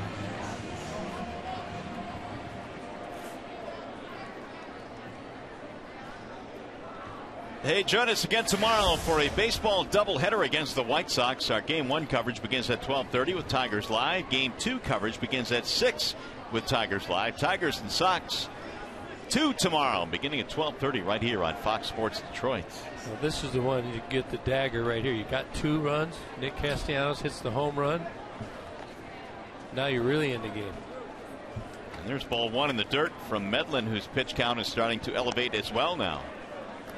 Miggy on third. Victor on first. The perfect base runners to jog around on a home run.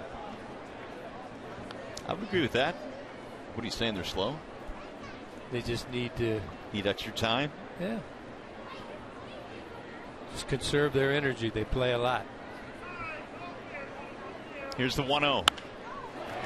And that's into right field, a base hit. Get another run in. The Tigers chipping away. It's 5-3. So Miggy comes trotting home.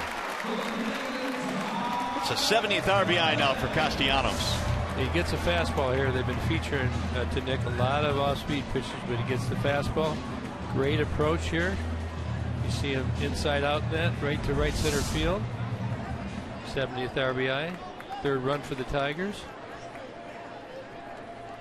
All of a sudden it's a 2-run game now. Here's the 8th man to bat in the inning. That'll be Tyler Collins.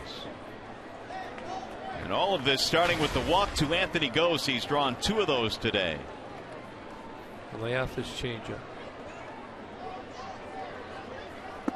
Swing and a miss. Break the ball instead, but I knew it was going to be off speed. Tyler's a guy, it seems like he gets really aggressive in these situations. Medlin knows that as well.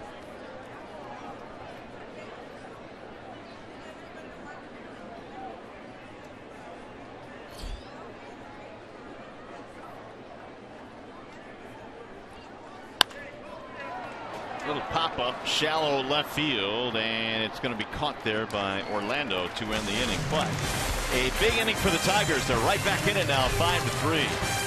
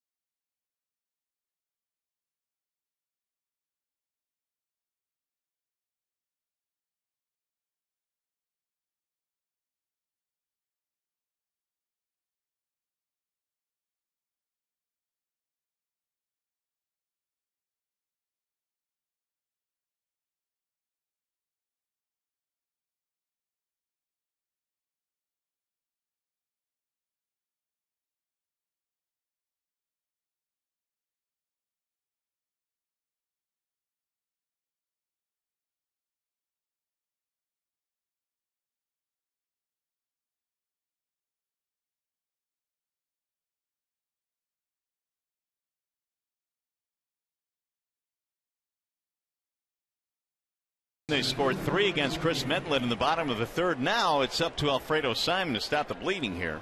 Yeah, it was a good job. Royals scored 3 in their last inning. Tigers scored 3. Like you said, Alfredo Simon's got to have a shutdown inning, and if he gets in trouble, I think you got to kind of have a quick hook if you're Brad Ausmus. 2, 3, and 4 to come up to face him here. It'll be Lorenzo Cain, Eric Hosmer, and Kendrys Morales.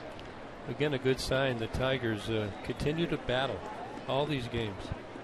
Been back and forth, back and forth.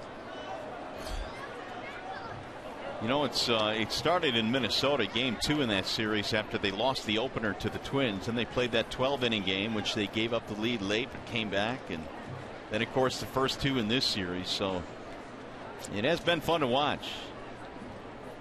0-2 on Kane.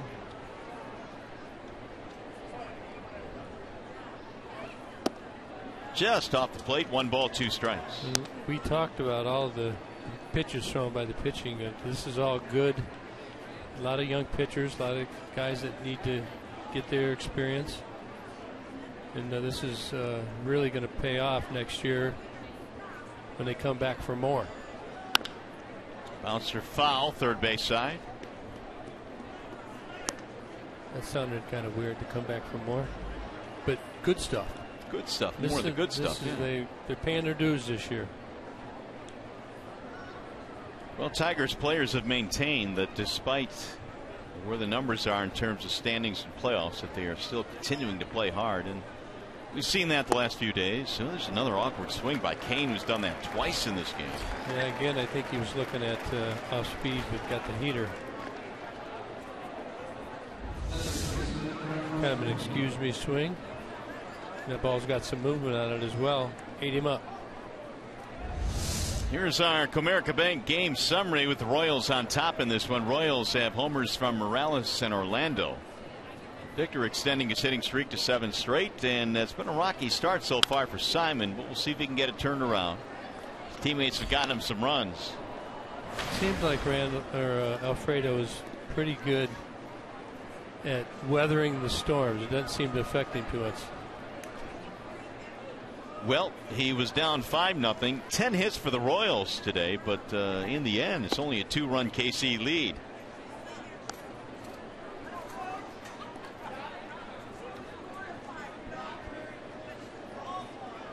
Hosmer had a single that was back in the second. Sac fly drove in a run in the first.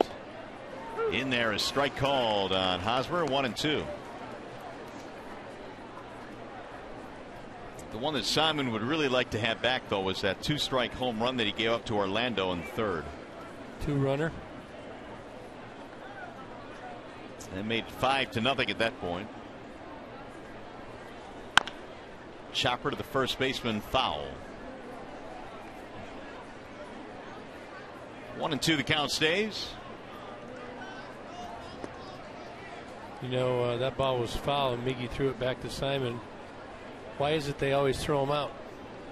Because they're scuffed up. When you come to the ballpark, watch how many times they change baseballs. I think they use like 12 dozen or so a game. Right. 1-2. Pitchers are supposed to like scuff balls. Right. More movement. Supposed to be the advantage.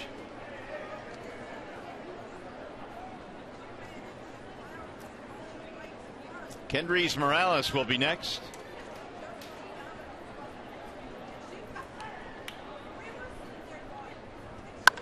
Ground ball. This one will stay in play right to the second baseman Romine. And Hosmer is out. Well, third inning, last inning, Kendrys Morales. 3-1 count. Ball didn't get where he wanted to. He had to come down the middle, and Morales continues to swing the bat well for the Royals. They added another. Tigers added 3. If we get this guy out here, we'll get back in and score some more runs. Morales came in batting .338 this year against Tigers pitching, and he skies this one in the air toward left, and Collins runs out of real estate. I mean, look at that swing right there. So aggressive. He's got that big leg kick going. That's when you know your timing's good, when you can have that leg kick be so high. This is the first pitch. He's ready. He's got a lot of movement. This one stays in the park. Or actually, it's a foul ball. Good to get ahead in the count, though. The 0-1 pitch. That's drilled in the air toward left, chasing Collins back. Still going to the track, to the wall, looks up. And Collins can't get it. It's another home run for Kendrys Morales. It carries out to the opposite field. Second home run of the game for Morales. I thought Collins had a chance to get to that ball. That ball took off. It looked like it was deep, but it just kept going and going. Tyler Collins, you see there's a hang and split again up in the air. Morales takes it the other way. You see a nice level swing. Got that big leg kick going, stays behind the ball. The ball carries out. How much did he miss it by? About a foot or so? Yeah. That'll make it a 6-3 ball game. 11 hits now for Kansas City, and that'll make Moustakas buckle out of the box. Yeah, both times in the last home runs, Simon has answered with balls inside. Single fly out for Moustakas. Second multi-homer game of the year for Morales. That is popped up in the air to shallow right side. And now back to the infield comes Romine to make the play to end the inning. However, Royals get another with their third home run of the game.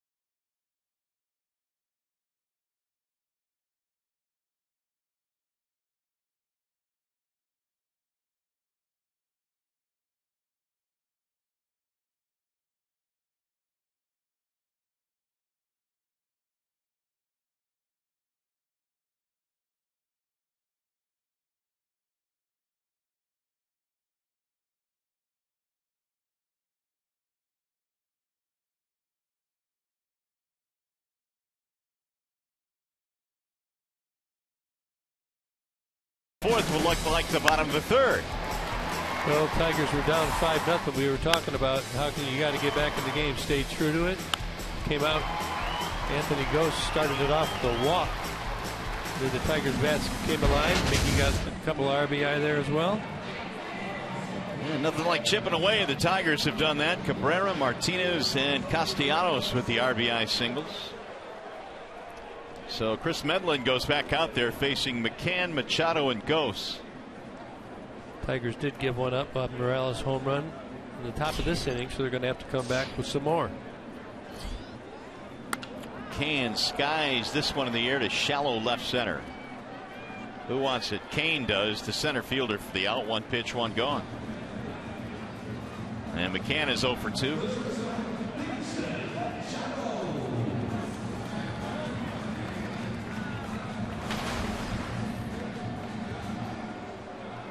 Here's Dixon Machado.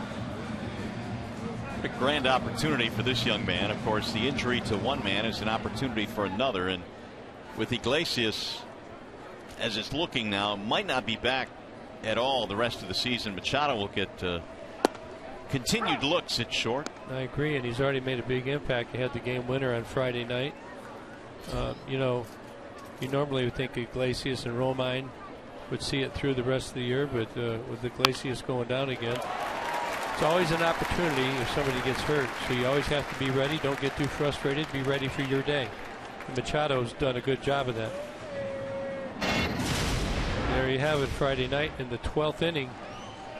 The big hit down in the corner, just out of Alex Gordon's reach.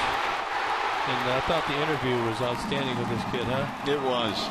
And remember this, you got to remember that moment for the rest of your career, because when you're doubting yourself, you go back, you not just remember the moment, you remember how it felt. That was a great fielding. That'll bring you out of it. Well, he told our own Justin White on that post-game interview the greatest moment of his life, that game winner. And it really came in handy because there was rain on the doorstep and it started pouring once that game ended. That was fun driving home, wasn't it? It was a blast. Swing and a miss by Anthony Gose. Gose couple of walks, including a very big one in the third when he took a very close pitch but got the walk and ended up scoring the run and starting a big rally. You know, getting back to Machado, a lot of decisions are going to be made here at the end of the year. What players have value, what don't, and first of all, he's going to gain value in what he's done so far. Little chopper to the shortstop. Colon shovels to second one. No chance at a double play. And then, you know, secondly, you know, you're trying to figure out your depth. And again, if somebody gets injured, is one thing. Here we're going to watch Ghost right here. We beat out the double play. Machado going out of the baseline a little bit. But there are going to be some guys on many teams are going to get traded that are going to surprise people because of things that happened late in the season. And people analyze, you're analyzing all of your players, you're shopping them to see what their value is, and these decisions get made right now. Here is Romine with 2 outs. Sprayed foul, 0-1. Well, in the case of Machado, I'm sure he was probably thinking, I need to put up a good year in the minor leagues this year, and then let's see what happens in spring training next year. That's exactly what he was doing, but now he's put himself on the map. And there you see Al Avila. Talked to him a little bit this morning.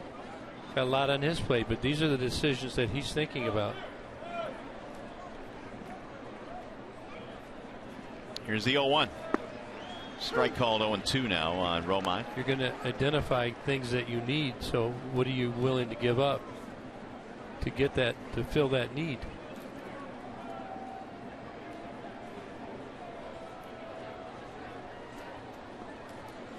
Now Medlin ready with the 0-2. Bouncing in, blocked by Butera. 1 ball, 2 strikes. It's going to be a very interesting offseason for the Tigers, and certainly trades are a possibility, but I think the free agency market as well will be a big part of what they do. I think they'll be active in the free agent market for sure. How active, I'm not sure, but this organization has been known to go to work and then really go to work, you know. So I think Mr. Ilitch has always had the commitment to put a winner here, and he's hungry for a World Series, and I don't think he's planning on going in any different direction than that. Remember when Miguel Cabrera was traded for several years back? It surprised really everybody in baseball. Most people thought he was going to the Angels. Yep, and he ends up here. I mean, Tigers have always been an organization that are willing to keep it quiet and they strike quick. Romine sends a ground ball through, a base hit. Ghost going to head to third base, and he'll make it. Now that's going to set up Miguel Cabrera. First and third with 2 outs. This is good. Continue to keep the pressure on Chris Medlin. Up over 74 pitches right now. He's only got to probably mid-90s to 100. We'll be back in that bullpen. So first and third with Miggy up again. This is a good situation for the Tigers. Well, Royal starters this year have thrown, coming in at least, 834 innings. That was the fewest in the American League. So sooner or later, that catches up with your bullpen. It does, and this is the time of year when it happens. I think the playoffs are going to be a little tougher for them this year in their bullpen. So now Miggy is up there. Runners at the corners. Now Miggy swung at the first pitch last time up. It'd be looking a little bit off speed right here.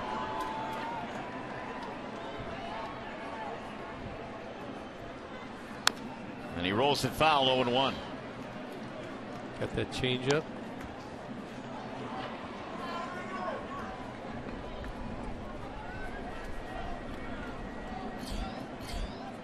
.75 now for Medlin. Alfredo, meanwhile, is at 92.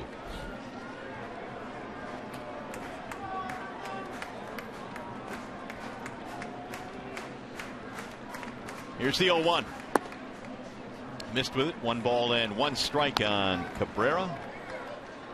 Medlin was a member of the Braves and had some good years there. He spent parts of 5 seasons before the 2 Tommy Johns derailed his career. He's got a jam going here with 2 outs in the 4th. Swing and a foul tip into the glove. In fact, Dayton Moore, their general manager with the Royals, was the assistant general manager in Atlanta when they drafted Chris Medlin in 2006. So he knew all about Medlin. That happens all around the game. Guys move around organizations where they watch the guy and drafted him out of high school. The kid didn't sign. Then they get drafted from another organization in their junior year. And these guys know all these guys. Fouled back out of play. So we got 4 pitches in this at bat so far. 2 changeups to start off Miggy. 2 fastballs here. Now what does he do?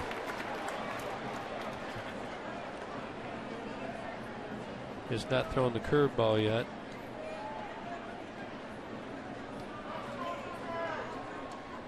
Rally started with a single by Machado, forced it second by Ghost, and then Romine singles to right. Fastball in. Checked his swing. 2 balls, 2 strikes.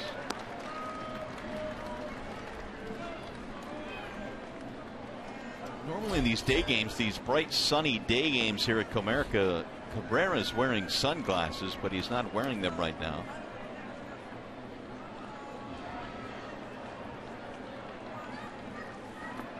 And blocked outside and low. 3-2 now on Miguel, which will start the runner at first. See, he likes day games. 347, 335 at night. More home runs in the day. Just something. He's throwing in 3 changeups, 3 fastballs. Is this when he brings the curveball out? Oh, it's going to be a fastball in. And a ground ball to short. Colon has it there.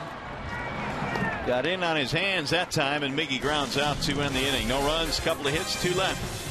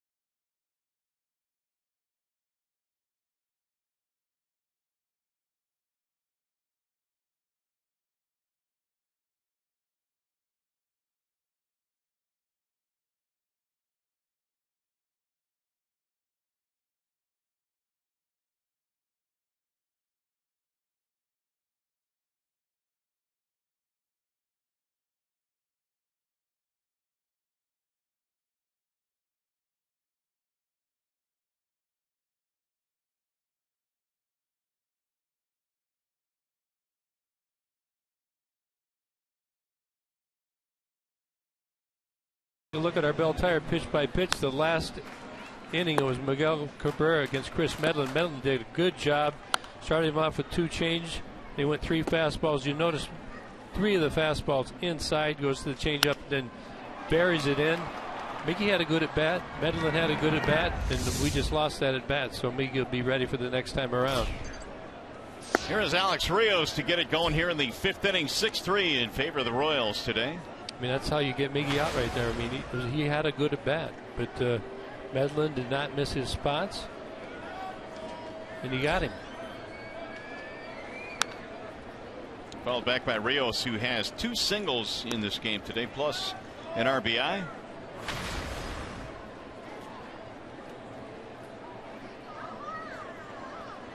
Rios now 27 RBIs. Which is not a big number for a guy that's played that much. Ground ball to short, ranging left and gobbling it up is Machado. Good hands there by Machado. Bad hop. Game break time now. We check in with Trevor Thompson.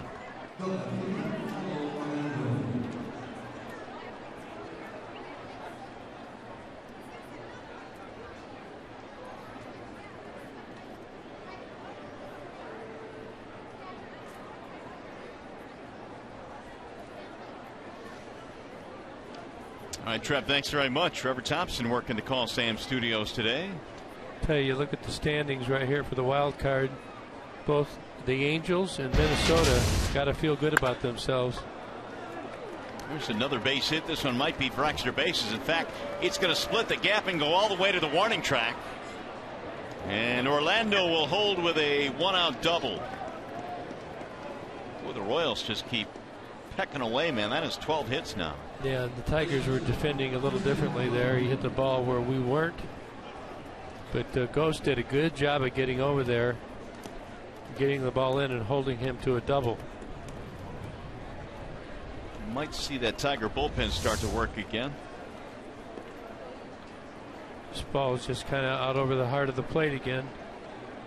Orlando just pounds it.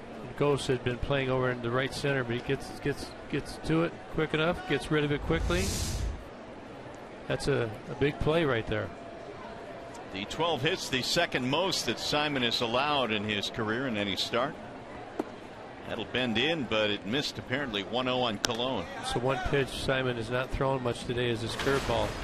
When he has his good games, to me, he's got a good curveball and he can throw it down in the zone. He's got good speed variation with that pitch. Just hasn't had a feel for it today. Yeah, I definitely agree. I go back to that one hitter he threw a few starts back. His breaking ball in that game was outstanding. Here's a strike called 1-1.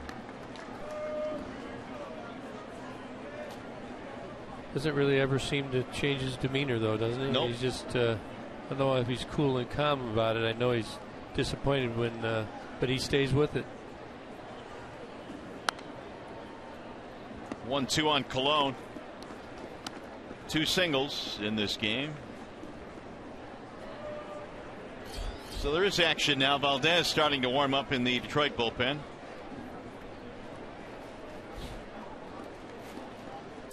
Every Royal has at least one hit today except the number 9 hitter Drew Butera. He's got a walk and a sacrifice.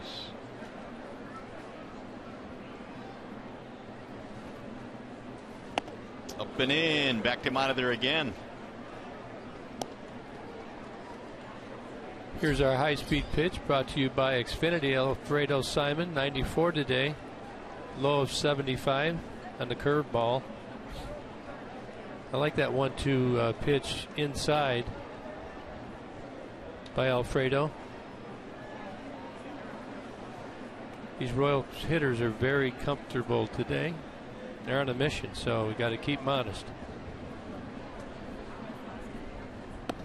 That'll get away from McCann, not far enough though for the runner to advance. 3-2 on Cologne. Well, these Royals, man, they do a pretty good job of plugging in some pieces. I mean, the second baseman Infante's out, Zobrist plays. The Orlando's had a big game. Cologne's had a big game today for Escobar. You were talking about depth. They've got a little bit of that. They do, and when you win one like they did last year, you kind of just create an atmosphere that everybody expects to come in and play regardless of their experience level. I think the Royals have done a good job of integrating all these new pieces into the mold. Drilled toward left center field. That's going to get down and get another run in. This will be extra bases for Cologne. He is motoring to second, and back-to-back doubles for the Royals as they begin to rebuild their lead. It's now 7-3. That's going to be the third hit of the game for Cologne, and that's going to be it for Alfredo Simon. Pitching change courtesy of Wallside Windows. We'll be back to Comerica.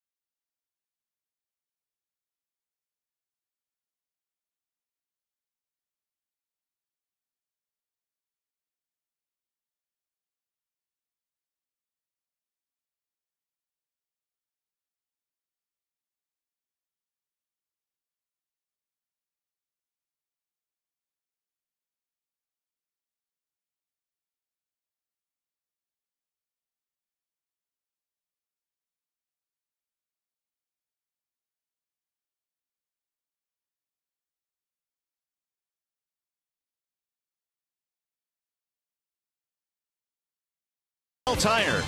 Myers, save big with M-Perks from Myers. Sign up at mperks.com. And by Chevrolet, find new roads. What a gorgeous day here in the Motor City. Temperature in the 70s this afternoon. The Tigers trailing, though, as the Royals lead 7-3. Still batting here in the top of the 5th inning with a man on, a man out. Simon is done for the day, and Jose Valdez comes in. Yep, youngster, hard thrower, likes to throw that heater 96 miles per hour. Got a good slider, occasional changeup. Only his 6th game for the Tigers. You see 6 1/3 innings, ERA of a respectable 2.84, and 4 strikeouts and only 2 walks. Alfredo Simon, 102 pitches. He had a tough day. 4 1/3 innings, gave up 7 earned runs, and the 4 1/3, I think the Tigers needed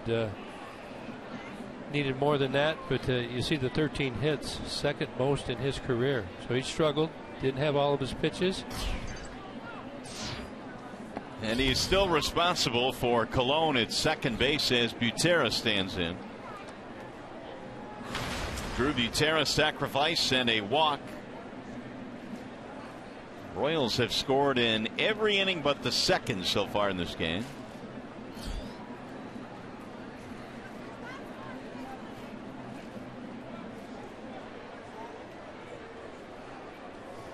Way outside to the backstop it goes. That will advance the runner to third base. I don't think ever got a glove on it. That was yanked. You don't expect a fastball to be in the dirt like by the plate or being pulled like that. Tigers are going to have to bring the infield in.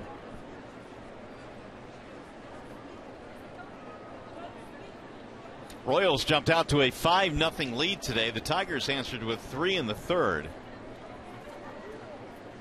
Fortunately, the Royals have come back with a run in the 4th and a run in the 5th. So the infield in. Here's the 2-0. Fouled back out of play, 2-1. Is that 2 windows away from us? 2 windows away from us. Get beat on that. 2 balls, 1 strike.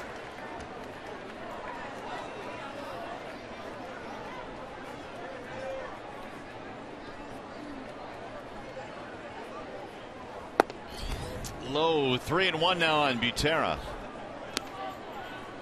That was one of the things about Old Tiger Stadium, man. Foul balls that came back to the booth.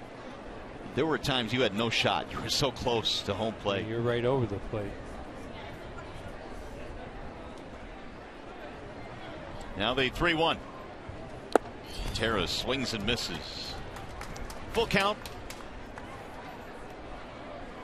I don't think there's any secret about what pitch is coming this time. Likes his fastball, 96, 97 miles an hour so far. It is high octane. Butera trying to put it in play here with 1 out and plate the run. And he walked him. So the number 9 hitter gets a walk. Still only 1 out, and that'll bring up Ben Zobrist. Hey, hate to walk Butera, though it does set up a double play, but Zobrist, pretty good hitter. And Ben's got a double and a walk in this game, plus a ground out.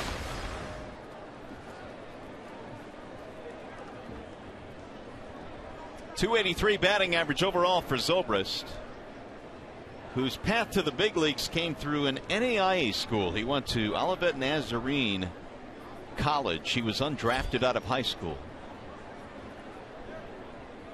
but he's gone on to become a big league all-star. And he'll take outside 1-0. The other thing Zobrist brings to the Royals is plenty of playoff experience. He was in the playoffs a lot with the Rays, 6 times, as a matter of fact. There's certain organizations that are looked up to the way they did things. The Rays are one of those, and Zobrist playing all those years under Mr. Madden. Rip foul down the right field line. He played in a World Series with the Rays back in 08.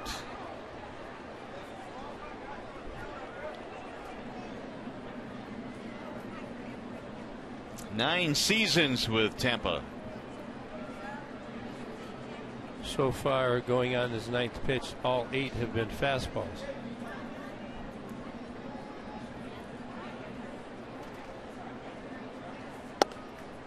2 balls, 1 strike on Zobrist. There's his first off-speed pitch. Got a good arm. He does. Came to the minor leagues pretty quick. Gulf Coast League in 12, Eastern League in 14, and AAA this year, and here he is.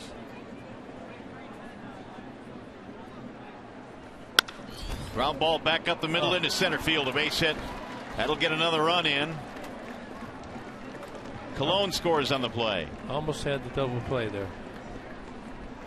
He got the ground ball, but it found a seam back up the middle, and it's now 8-3. Yeah, it hit the side of the mound as well, and it bounced up. Seemed to shoot pretty hard off that mound, out of the reach of Romine. Hit ball was hit hard though. Second hit of the ball game for Zobrist. 5-run lead again for the Royals, and still only 1 out for Kane.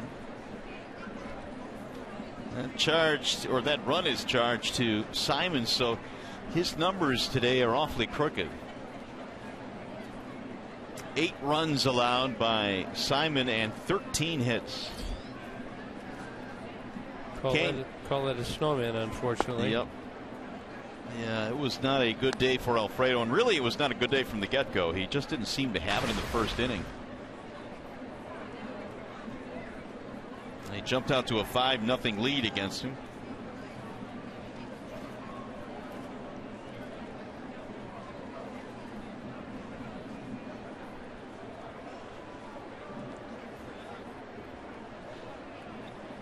Here's the 1-0.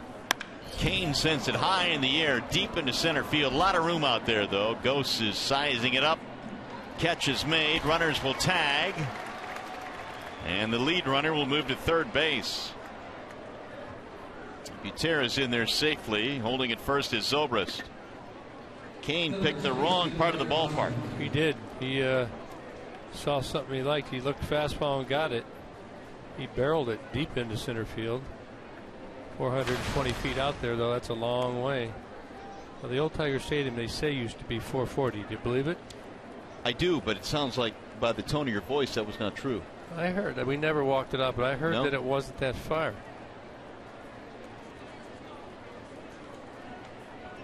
Here's Hosmer. When you think about it, 420 here to center field, and I've seen some balls just hit a ton here that just don't go out to center. I can't imagine 440. It's another 20 feet beyond what we have here at Comerica Park, so maybe you're right. Yeah, you had to have the right conditions to get it out of there. But if you look at this ballpark here, the right center where it jets out there by the scoreboard seems to be the real deep part of the park, right there in front of Heilman and Manouche. The old triangle area out there at right center. Hosmer takes the ball low and away. 1 ball, 1 strike.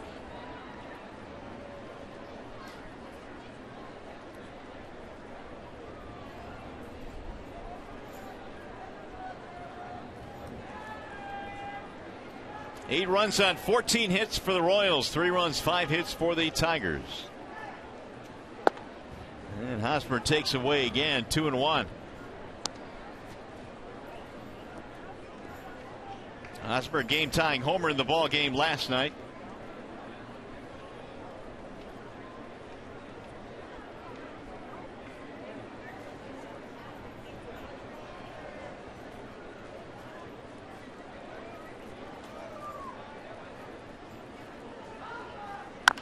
Ground ball slowly to the right side and right to the first baseman Martinez to end the inning.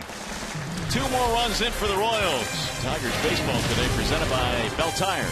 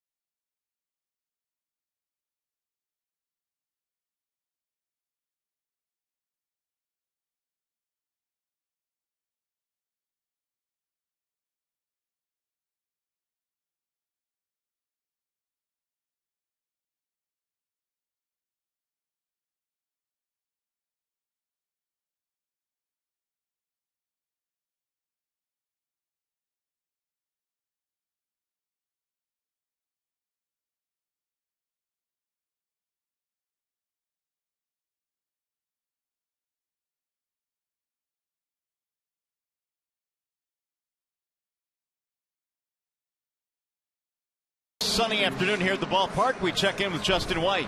Hey Mario, today the Tigers are celebrating the second annual Jewish Heritage Day here at Comerica Park. And I'm out here by the Hank Greenberg statue in left field. And some of you may know that Hank Greenberg was actually the first Jewish baseball player to be inducted into the Hall of Fame.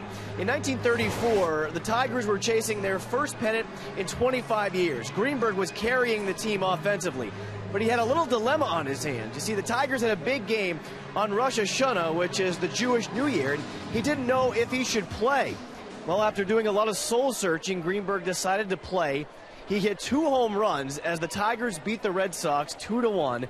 He would not play, however, on Yom Kippur about a week later. That's actually the holiest day on the Jewish calendar. The Tigers lost that game, but they went on to win the pennant, and Greenberg really became an icon within the Jewish community for what he stood for and what he represented, guys. Yeah, J-Dub, what a player. And the one thing about Greenberg is you have to consider as well, fellas, that in 42, 43, and 44, he missed some of the prime years of his career because of military service, and who knows where his numbers would have been. But what an outstanding player he was. 58 homers, 1 season for the Tigers. Thank you, Justin, as we get a little primer there on Mr. Hank Greenberg, a Hall of Famer. No number up there, right? No. What year was the first year they started wearing them? You got that? 19. Oh, it was well before Greenberg. They started, I'm saying when they started wearing them. Ty Cobb without the number. Here's the 0-2, and it misses high. 1 ball, 2 strikes. The old wool jerseys they used to wear. Yeah, well, those would have been scratchy and heavy. Got the finest technology nowadays.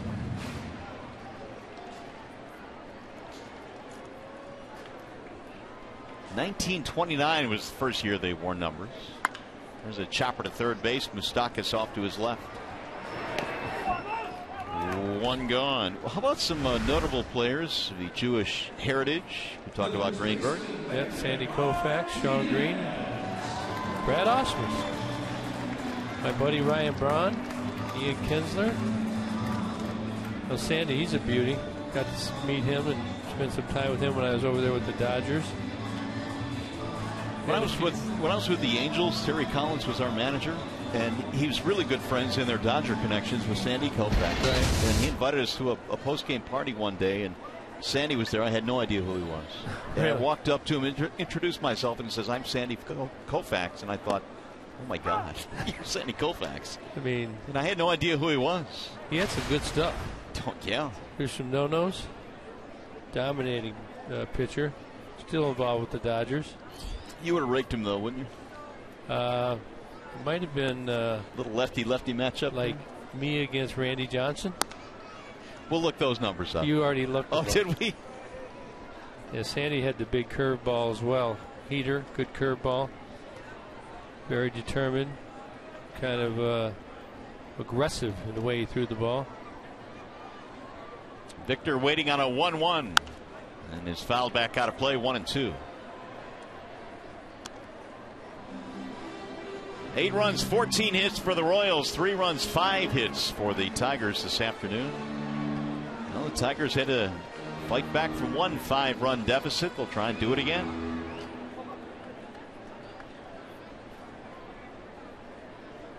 Victor had a single to not get a run in the 3-run third. He'll sky this one in the air to shallow center field for Lorenzo Cain. 2 up, 2 down. Yeah, the Tigers this game has taken shape a little bit like the previous games, back and forth, and it's kind of hard to do it all the time. And look at the one area of this team that's really going to have to be addressed. I think we feel pretty confident we've got pretty decent offense and to draw from. Not much additions there, but the bullpen is. How do you shut other teams down? That's I think that's going to be the main point of Al Avila's focus as he goes into the offseason. And Castellanos swings and misses. You can look at the starting pitching. That obviously helps your relievers if they can throw more innings. But even so, sometimes the relievers got to pick the starters up. And right now, just a lot of youth down there and trying to figure that out. Medlin with the 0-1. Well, consider this stat. The Tigers' starting rotation last year had 68 wins. This year, just 44. So that's a drop off of 24 wins from the rotation. Good place to start, huh? It is. Now the 1-1. Of course, that rotation last year, you had Scherzer, you had Price, you had Verlander, you had Sanchez. Well, I think the loss of Verlander, we talked about this earlier, was the biggest blow to the pitching staff, because we didn't have the depth that we had last year. And when Verlander went down in spring training, the Tigers really missed that. And that was a chain reaction after that. No doubt, because in 2013 the Tigers used 6 starters all year. That's very unusual. I mean, most teams use you got to plan an 8, 9, or 10 somewhere in there. Danny Duffy, who's been banished to the bullpen recently, warming up. 2-2 the count. Castellanos fouls another one away. Tigers had their starting 5 in 2013, and Jose Alvarez was the only other pitcher to start a ball game that year. It's just, you just don't see that. I mean, they avoided injuries from the rotation that year impressively. And that was 13. Now they went through the playoffs in 12, 13, and 14, and 11 actually, 11, 12, 13, 14. So guys are getting older, they're getting more innings on their arms, and it's much harder to duplicate those types of years. So you got to keep mixing in youth, keeping some of the veteran guys, and you get that good mix in there, and that's what they're looking for. 2-2 on Castellanos. But when the bullpen gets tired, when they get overused, it just catches up to them. When you get to this time of the year, you can't rest them enough. Swing and a miss for strike 3. It's a 1-2-3 for Medlin. On our way to the 6th.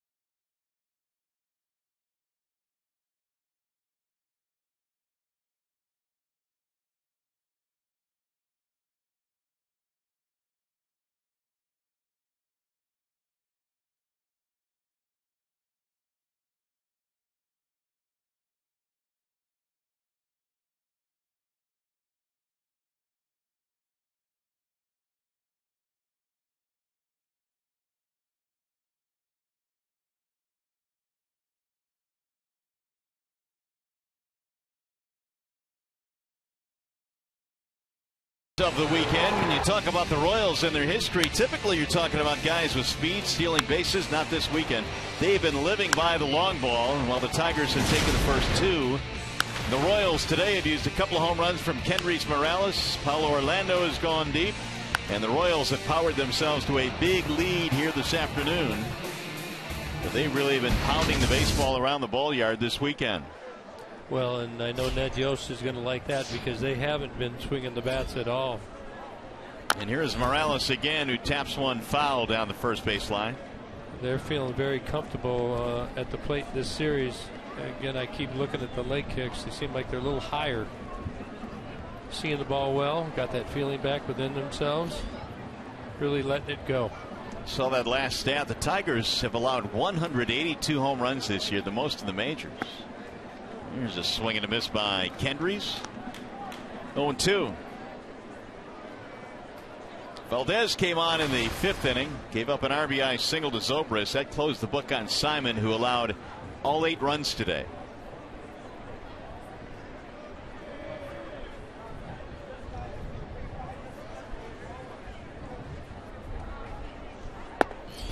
low and away. 1 ball, 2 strikes.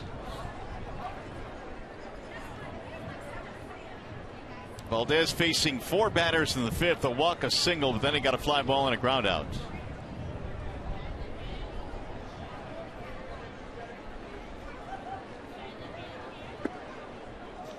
Two balls, 2 strikes. Looks like Valdez tried a little slide step changeup right there. Never was in the zone to encourage a swing.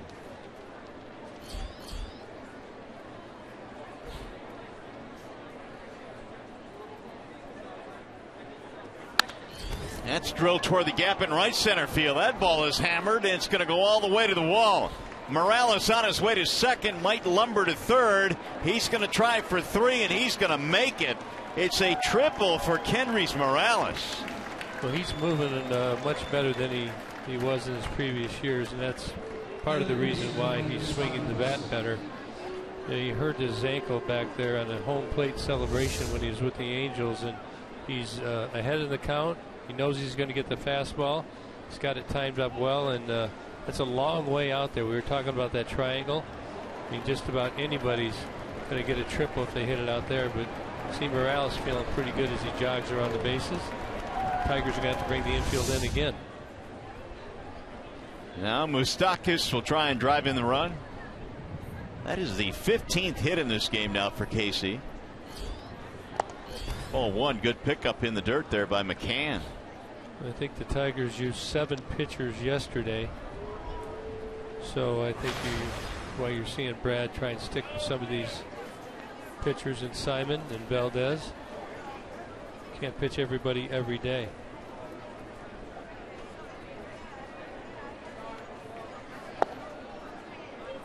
Two and 0. Just look at Valdez has missed with all of his sliders. He's trying to throw it. When you can't get it over, you don't get many swings on it. Does have a good lively fastball. I see a little bit of movement on it. Get that command and be much more effective. Let it all hang out there on 2-0, 2-1. Stock is looking for the heater, got the slider.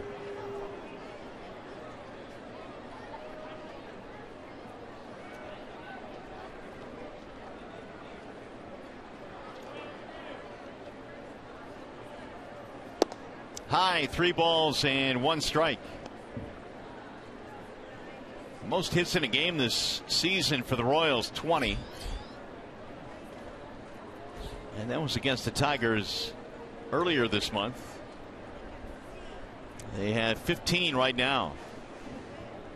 Here's the 3-1. He lost in ball 4. Moustakas gets a walk. And the Royals have 2 men on, nobody out. Well, the Tigers face the Twins on September the 27th at 1:08 p.m. Sunday Kids Day. All kids 14 and under receive a free Aníbal Sanchez bobblehead. If you'd like tickets, call 866-66-TIGER or visit tigers.com. Did you ever have a bobblehead in your career? Did I have a bobblehead? Yeah, did they make a bobblehead of you? Oh, yeah, several. You like them? Yeah, I got a bunch of them in my office. I was trying to think, the club he down in Houston, he had a heck of a collection, and can't remember, some guy came up and bought it, made a huge contribution to this gentleman's foundation. I'm not going to name his name, but you know, it's kind of cool when you get a bunch of different ones, different teams, stuff like that, and of course some of them of me look nothing like me. Well, yeah, but bobbleheads never look like the subject. But some, yeah, well, they try and get close. Yeah, well, they just have characteristics. Now, I do have one Dodger one. Have you ever seen it? I've never seen it. No. Are you pumping the fist? Yeah. well, that's going to look authentic then. That should be pretty good. And they did a commercial on it, and it didn't come out very good. What was wrong with it? Well, it just the angle was wrong. Remember we talked about when you see something from different angles, it looks differently. I do remember that conversation. Yeah. All right. Stop getting me in trouble. Here is Rios now with runners at first and third. And he looks at a strike, 0-1. 8-3, Royals have the lead. We're in the 6th. A triple by Morales, a walk to Moustakas.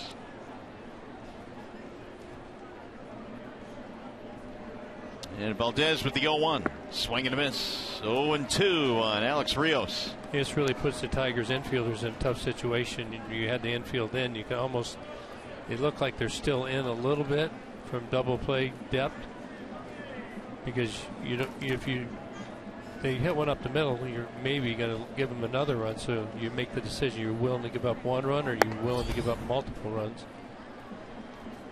Of course, you just don't want to be down 8-3 here in any 6th inning of any game, but we are. 1-2 on Rios. A couple of hits and an RBI today for the Royals right fielder.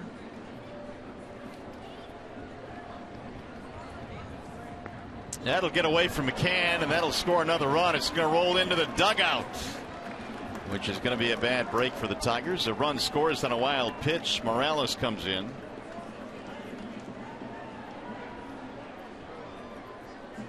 Yeah, the young Jose Valdez, just trying to throw that slider. It hits the plate right there on the back edge of the plate. He comes up. McCann has no chance for it. Still nobody out. That'll make it 9-3. Meanwhile, the count on Rios has gone 2-2 with Moustakas at second. Oh, inside. Yeah, it's the best slider he threw all day, and he didn't get the call. Walcott flinched behind the plate. Thought about calling it, did not. Paulo Orlando waiting on deck. And the Royals just continue to score. They've scored in every inning but the second. High fly ball in the air to center. Not very deep, so Ghost will come in and the runner will hold. One gone. Got away with a hanger right there. Now Paulo Orlando.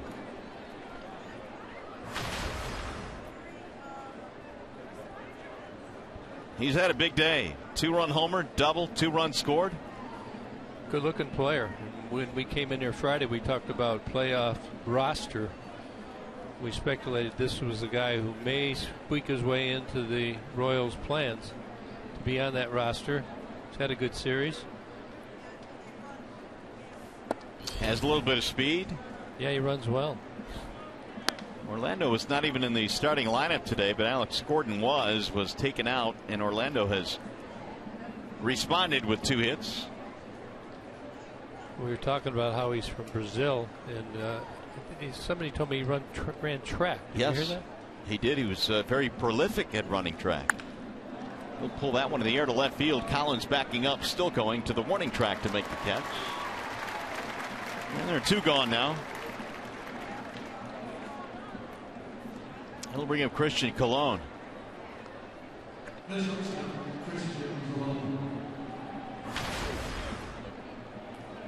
Colon is 3 for 3 in this game. So at least for a day, they have not missed Alcides Escobar, who is still out after getting hit on the elbow with a pitch. Single, double, and an RBI for Colon. Yeah, Colon, a former first rounder from Cal State Fullerton. And the Royals have always been pretty good at developing their own talent. Well, he was selected 4th overall back in 2010. The 3 guys who were taken ahead of him, all pretty good as well. Bryce Harper, Jameson Taillon, and Manny Machado. Then it was Colon. Well, we talk about when people get hurt, gives others an opportunity. Escobar got hit by the pitch Friday. Gives this young man a chance to prove that he can play. 3 hits today. And he's got a 2-0 count. 2-1 now. Valdez hits the outside corner.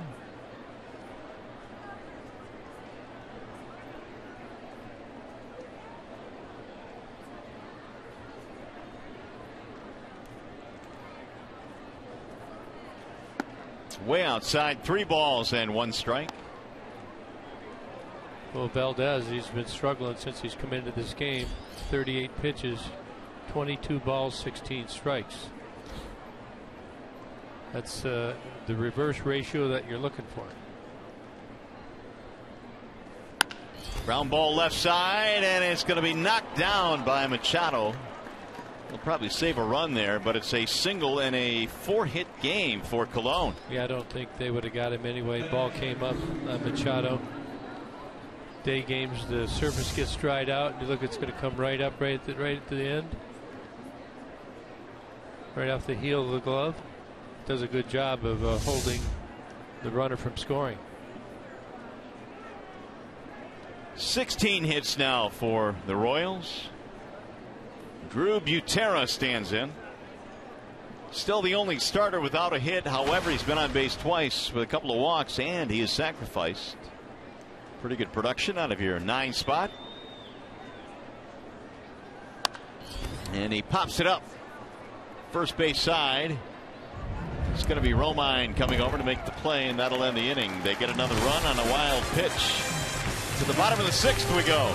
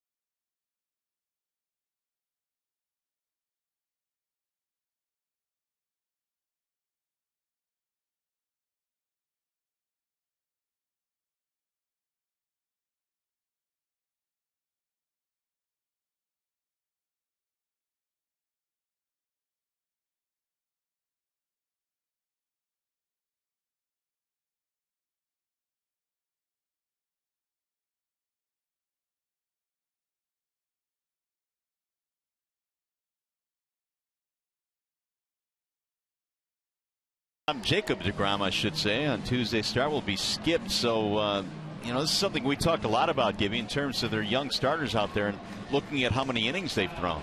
Well, everybody has to do it. It's so much more regulated than it used to be in the past, and you're trying to make these guys ready for the playoff roster, but when they're early in their career, they're just really not there.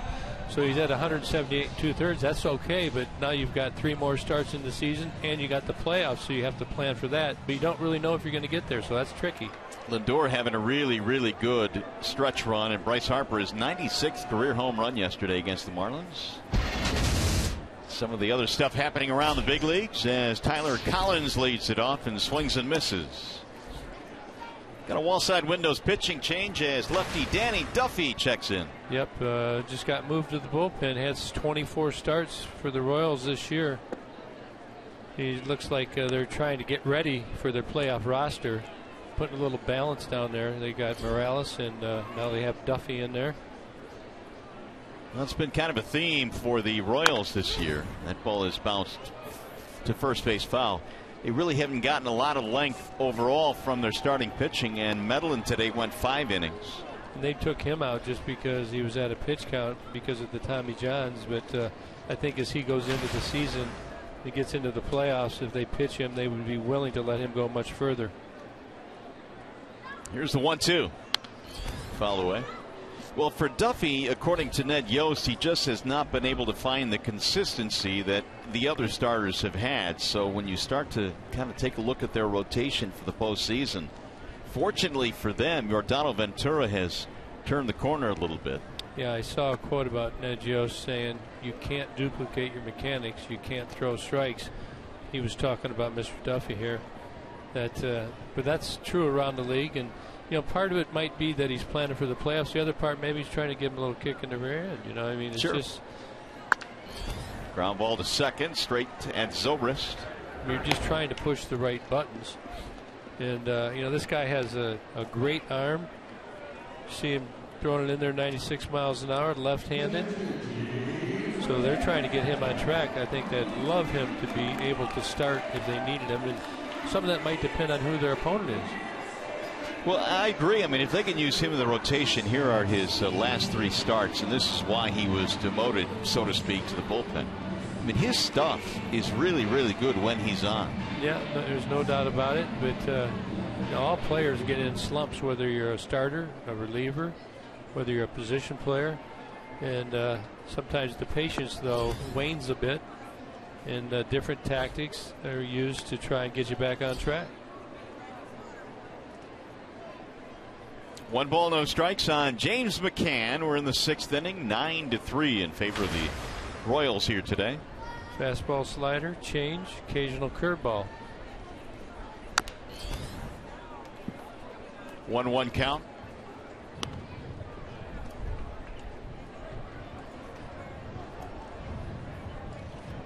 Duffy is a California native. Is it Danny or Daniel? I'm going with Danny. Fouled back out of play. That's what the media guy says. Danny Duffy. Full name Daniel Richard Duffy. So technically he is a Daniel.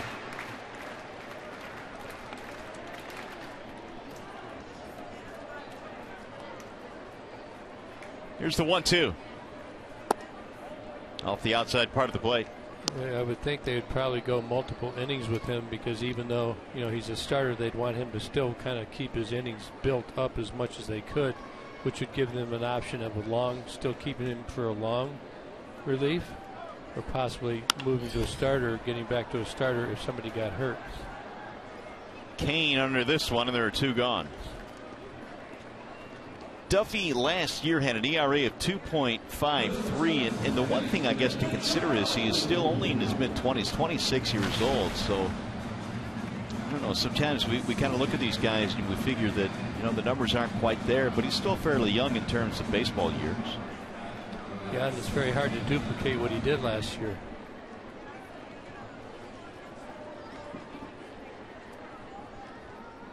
Dixon Machado looks at ball 1.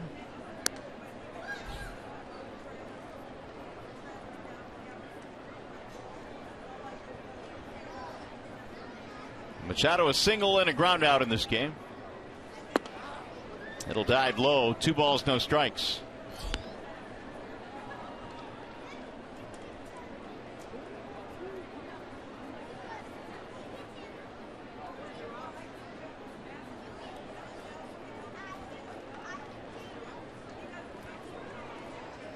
Here's Duffy's 2-0 pitch. High fly ball, center field. Routine for Kane. He's been busy today, and he'll handle another.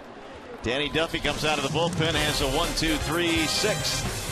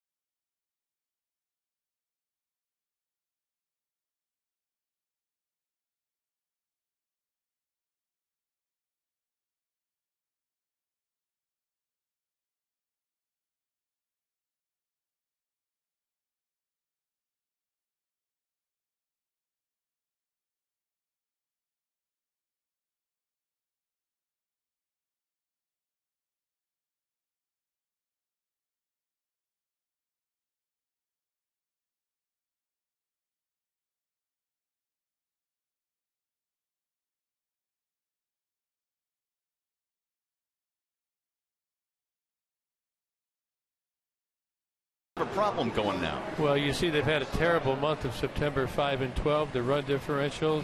Now, people were wondering early in the year, they strike out so much, are they going to be able to keep it up? You see, runners with scoring position not good. Team ERA, the pitching hasn't been as good. 3-7 in their last 10, but they're feeling the pressure. They are beating Oakland today in the 5th inning. So wins make things a little better with a game and a half back, and then the Angels are right behind them. So, well, that's how you play. They're on a long homestand, but that last road trip they just completed, they lost 5.5 games on the 10-game trip. So, Jeff Farrell coming on now for the Tigers. See his numbers, his 6th game, giving up 7 earned runs in 5 2/3 innings. Here's a guy that has a chance to make an impression. But just getting back to Houston, you know, every year it's somebody. There's a story in baseball every year. So True. Is it Houston?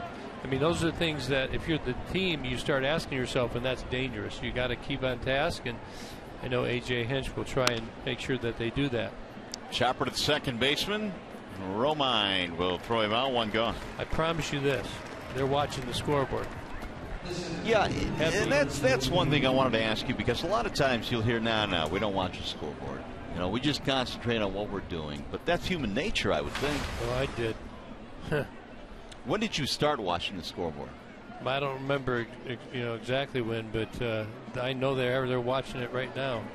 I mean, you watch it a lot. The more games that go by here in this last month of the season, actually, when they get to the end of September, then early October, you'll be checking it about every couple of seconds, especially at the end of the games. Lorenzo Cain is standing in. 9-3. Royals have the lead here in the 7th. Farrell's 0-1 is inside. 1 ball, 1 strike. What do you make of the Angels? They're just a game and a half out now. They've kind of put on a charge down the stretch here. They have a lot of resiliency, and of course, they know their manager very well. They've had experience in the playoffs and in the World Series. But, you know, it's going to come down to the pitching and who's going to make the better plays, the less mental mistakes. And, you know, those little things are going to really add up here in the final stretch run. Injuries will play into it as well. The 2-1. I thought Paul Molitor made an interesting comment after he was swept by the Angels yesterday in the doubleheader. He said, you know, it just showed on the field today that they have the experience and we didn't have experience in a postseason. So maybe that showed up a little bit today. Well, your mindset is very important in this game, especially when you get down the stretch. You have to find a way to reverse certain trends. If it's not going good, how do you change it? But having said that, you can't try and do it all by yourself. You still have to do the things that you've been working on. You still got to play the game the right way. If you try and do too much, you usually get in trouble. Oh, boy, that get in the seats in a hurry. It's one of those that chasing you, try and duck, and it's got you. Full count on Lorenzo Cain. Farrell replaces Valdez, who had to come on in the 5th inning today for Simon. Swing and a miss, and Cain strikes out for the 3rd time today. He's having a tough day. He's not been in a very good stretch. These swings just haven't looked good on the 3rd strikes, but we'll take it. You see, he's got a lot of thoughts in his mind.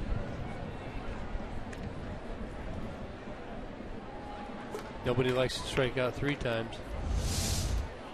Be hoping for a foul tip next time. Had a few of those.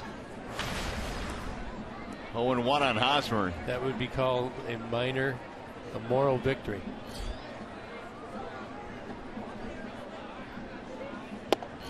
Another big rip by Hosmer, and the count is 0-2. Farrell throwing the ball much better this time than the first time I watched him. Seems to have more life on his fastball, up to 96 there. 96 with the heater there. And he missed inside, that time at 95. Looks like he's feeling a little bit, huh? Letting her all hang out here in the 7th inning. Why not?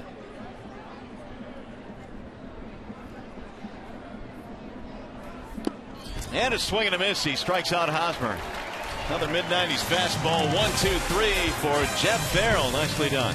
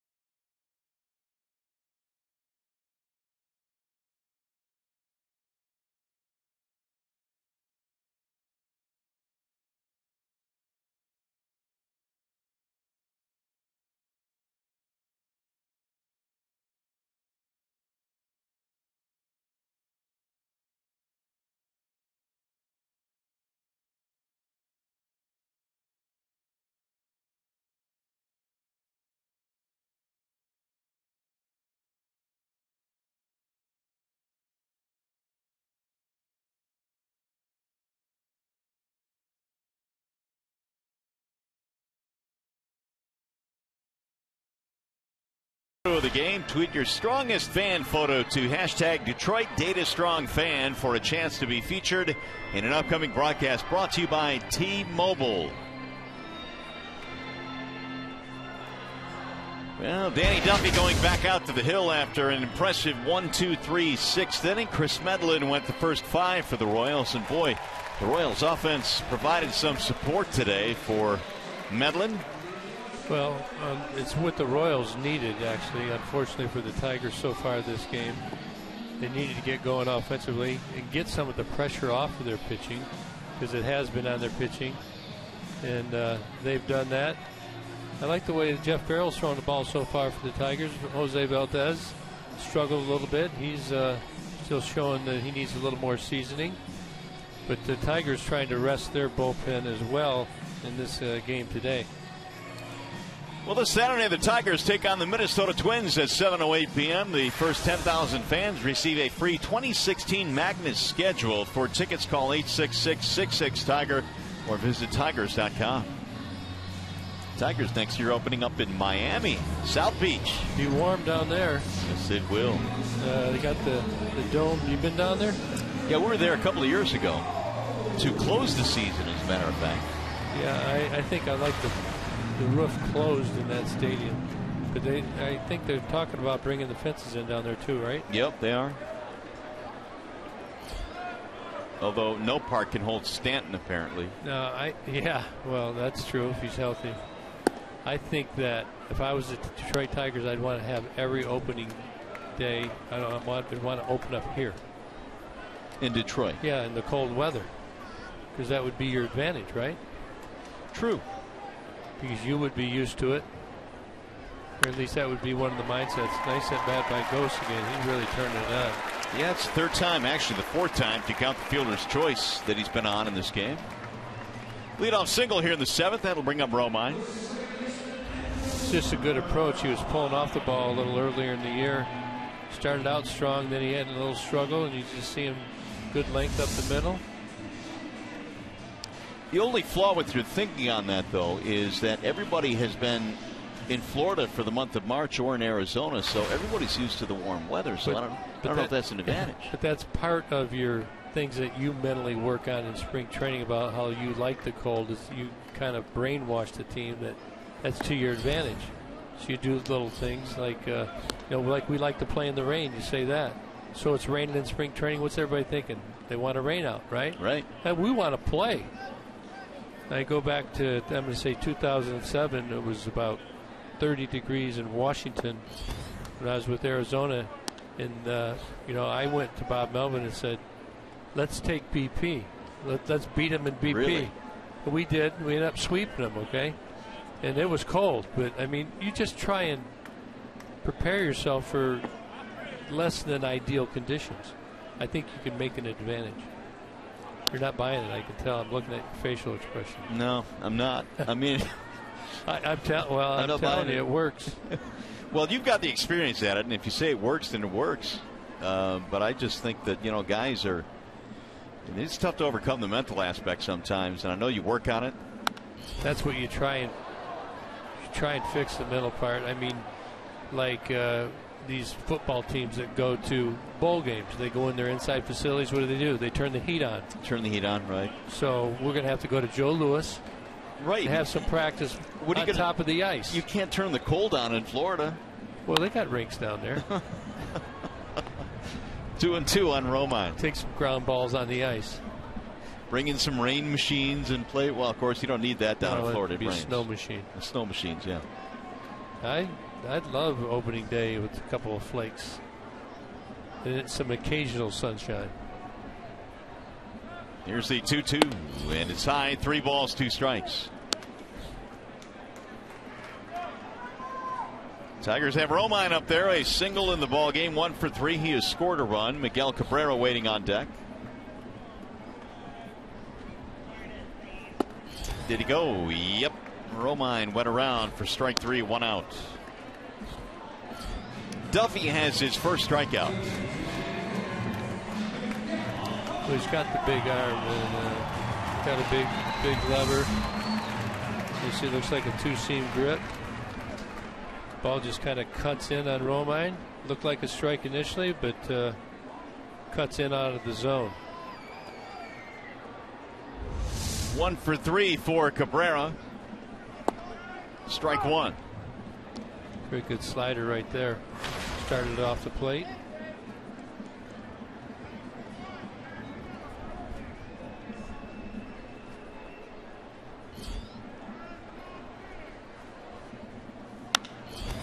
High fly ball, right field, playable for Rios. 2 down.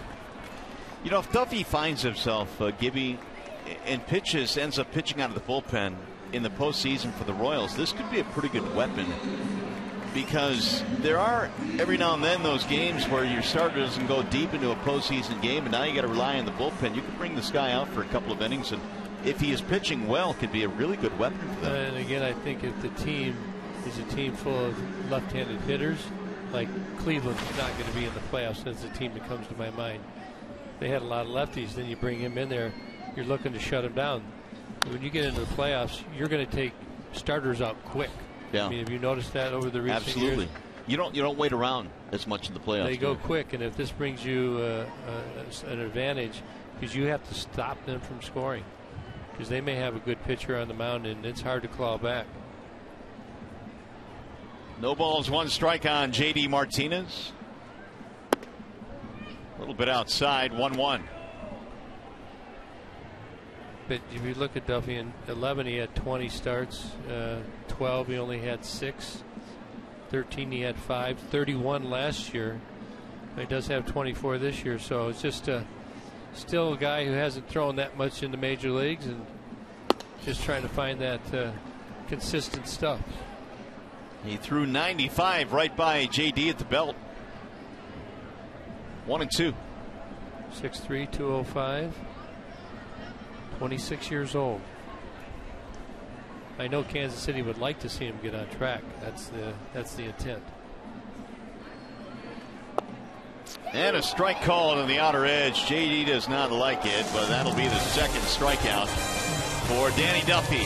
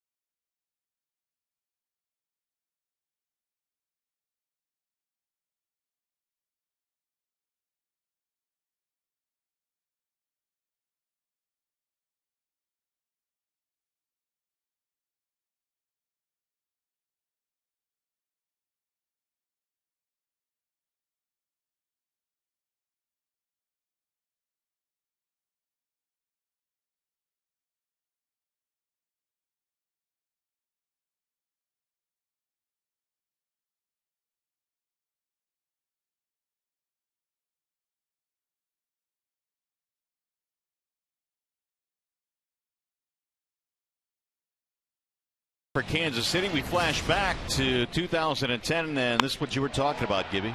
Yep, in May of 2010, this is a game winner. It's a walk-off. He comes in, he just jumps. Watch him fall right here. And, you know, here his teammates thinks everything's fine. Turns out he had a badly broken ankle right at the top of the ankle. Really took a lot out of it for many years, and he's finally come back. He's healthy. He was out there for pretty much of an off season, and the Royals picked him up, and he's just having a great year. And we saw he's moving very good. He has 2 home runs today. He has a triple. Scored 4 runs. But he's feeling it. Well, he was on the brink right before that injury of really putting together another great season, had 108 RBIs the year before that, was off to a great start, then the injury in 2010, and he's had to work his way back. But here he was, a free agent. Nobody wanted him, huh? Yeah, nobody wanted him, and I think they based a lot of it on his performance last year, but last year did not have a spring training because he was signed so late. The 1-0 is fouled straight back. And you can't discount that, whether it's an injury or whether you just get held out for a while. Then you come into a season when the others are at full speed. That makes the competition pretty overwhelming. High drive into right field. That ball is going to the track. It's going to the wall.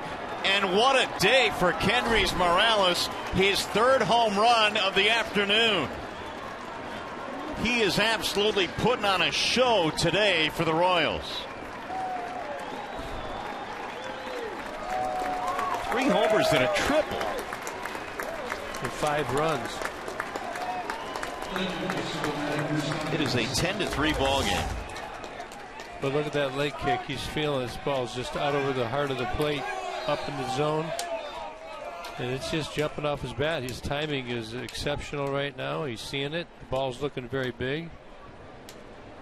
This isn't a guy you want to see. We get this guy out of town quickly. Yes, immediately. That is his 21st home run of the year. And the 17th Royals hit. A stat padding kind of day for Kendrys Morales. His first career 3-homer day.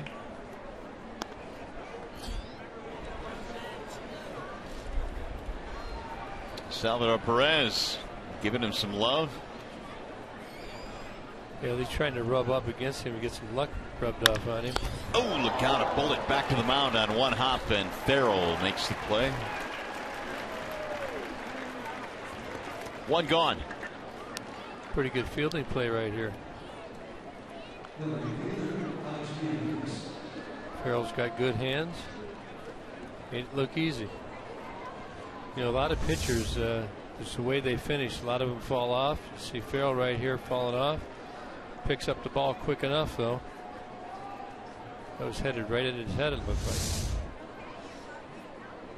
Here's Alex Rios. High fly ball center field, routine for Ghosts. 2 gone. Well, join us again tomorrow. It's the baseball doubleheader against the White Sox. Our Game 1 coverage begins at 12:30. That's when Tigers Live will start. Game 2 coverage begins at 6 with Tigers Live. Tigers and White Sox. 2 ball games tomorrow right here on Fox Sports Detroit. 2 games better than 1. Always is. Got the afternoon business special. Or is that the noon game that they have? The noon game. Why can't it be business at 1? Well, it could be. I mean, in your world, it could be anything you'd like. 0-1 on Orlando. By the way, Kendrys Morales has 15 total bases today. That's a Royals club record. Here's the 0-1 pitch, and it's fouled back out of play. 0-2 on Paulo Orlando. He's hit every pitch they've thrown him. He's hit fastballs. He's hit the off speed. He's pulled them. He's went the other way. Got to tip your cap sometime.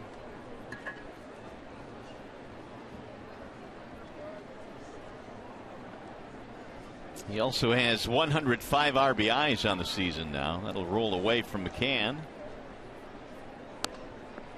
1-2 on Orlando. He's had a good day in his own right. Homer, double, 2 RBIs, 2 runs scored. Yeah, the bottom of that order has been pretty active. Swing and a miss, and that'll end the inning. 1 run in the homer by Kendrys Morales on our way to the bottom of the 8th.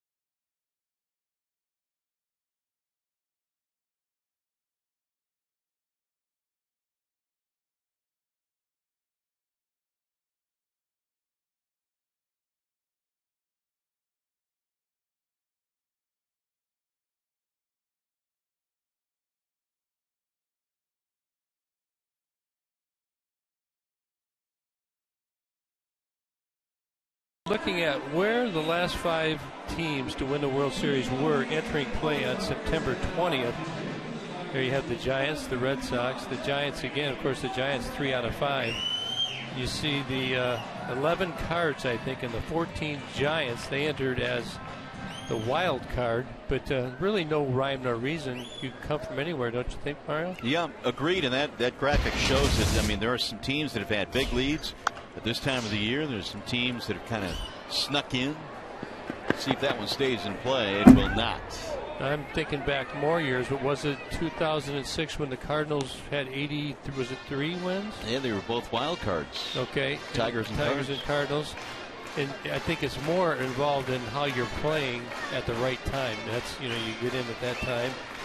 But everybody, I think, if you had a choice, you'd want to have a big lead, wouldn't you? Oh, no doubt. I would agree with that. Marte is leading things on. I mean, you wouldn't say, well, let's play it right, half a game apiece right down to the end. If you knew you were going to win, maybe you'd take that. Sure. The other thing is, and the Tigers went through this in both 2006 and 2012, was dispatching their opponent quickly in the CS, which had them waiting around a little bit to get to the World Series. And then they came back and they were really rolling going into there, correct? And then yes, maybe lost a little bit of momentum. Marte is batting here for Martinez. Rolls one to third base. Backhand pick by Moustakas. Marte is out, one gone. Well, October means baseball, and FS1 continues to be your home for postseason action with the American League Division and Championship Series. Don't miss a moment of the drama and history. It all begins October 8th on FS1 and streaming live on Fox Sports Go. What will this season's postseason hold in store? We shall see. I mean, it's typically very entertaining. Well, I think one of the things that happens is people predict and they act like they know what's going to happen, but it just doesn't work that way. It's an amazing time of the year for baseball, and amazing things happen. History is going to be made. We know it. You just don't know where it's going to happen. And the thing I like about the postseason as well, typically every year there's a guy or two that comes out of nowhere that nobody expects to be a hero and is. Puts himself on the map. Castellanos the batter. Fouled away. The count is 0-2 on Nick. Meanwhile, Duffy has come out of the bullpen and given the Royals what they've needed. He had a 1-2-3 6th. Gave up a single, but no damage in the 7th. And now 1 out here in the 8th.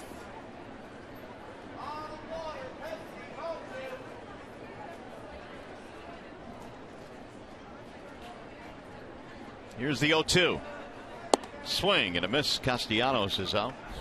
Yeah, I don't think the Royals could have asked for it any better. Like you say, they've got the lead, a big lead. Duffy's come out of the bullpen. They're going to get him. He's going into his 3rd inning, and he's throwing the ball well. Threw this ball right by Nick.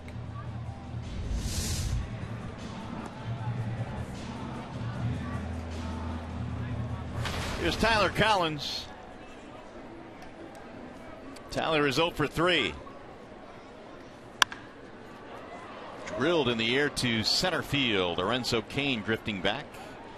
Duffy with a 1-2-3 8th. We go to the 9th.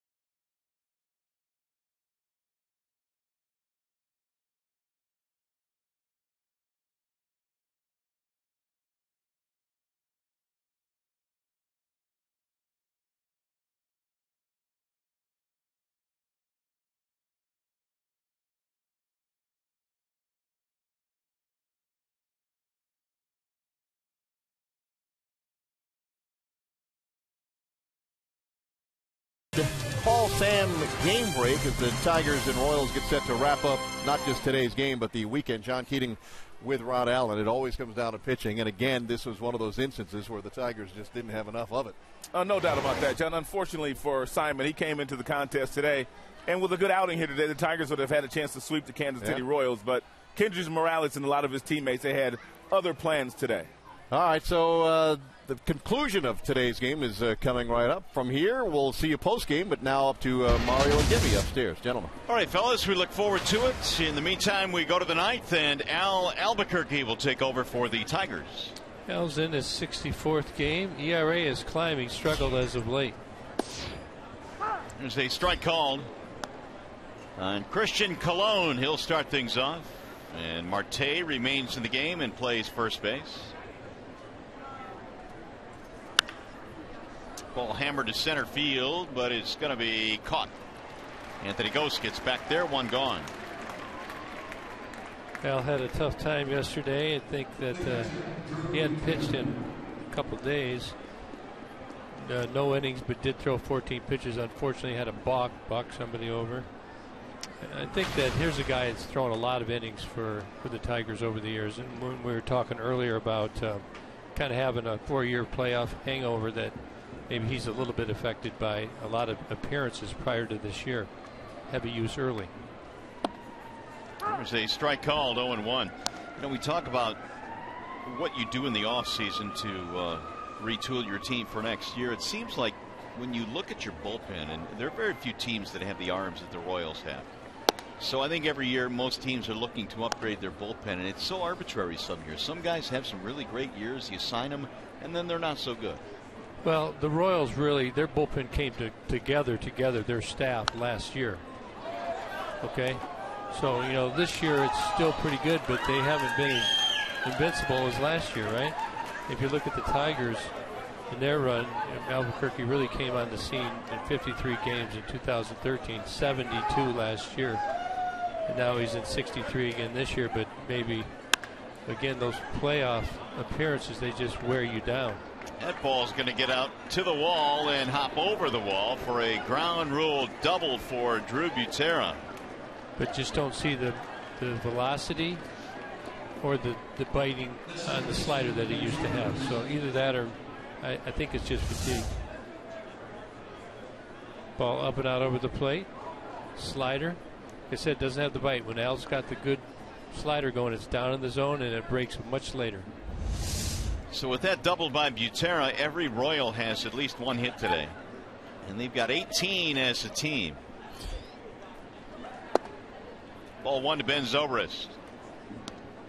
There's activity in the bullpen for Kansas City. Jabba Chamberlain is warming up, the former Tiger. Marriott, who was just called up, he's warming up as well. There's a strike called.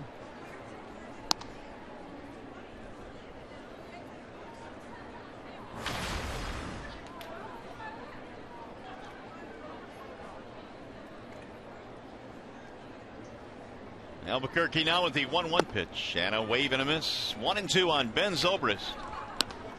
He's had a nice day. Single, double, walk, RBI, and a run scored. And I guess you could say he's had a nice day to just about everybody in their lineup. Yeah, had a good off day because he was off. Like you said, they changed the lineup. Ripped to right field. That's going to be another base hit. They'll hold the runner at third base. And so another single for Zobrist. First and third, one out. Hey, follow the Tigers wherever you are with the MLB.com at Bat app, the #1 app for live baseball. And Bat is up to the moment at any moment with in-game highlights, live look-ins, replay reviews, radio broadcast, and more. Get MLB.com at Bat on your smartphone or tablet. Those outfielders get some action out there today, didn't they? Yep, they've been running. Just saw Anthony Gose kind of kneeling down, catching a break. And I will say, normally the Tigers outfielders have been in a great position. Today, it just seems like we haven't been where we normally are. And that happens. But I think overall they do a real good job of being where they're supposed to be. We move over, the ball's hit the other way. You can't control it sometimes. A Lorenzo Cain rolls it foul, and now he's behind in the count 0-2. Cain has had a single that came in his very first at bat, but he has 3 punch outs today. We'll get him another punchy right here. 4 of them? Yep. That'd be a tough afternoon. It's the golden. Yeah, but if you can strike out 4 times going with the victory, it's fun. Well, he just did. He struck out for the 4th time. That's when you walk in the clubhouse and you say, "Good job today, everybody, except Gibby." You dog yourself. Here you see the slider. That's the good one. Cain goes down for the 4th time. Here is Eric Hosmer.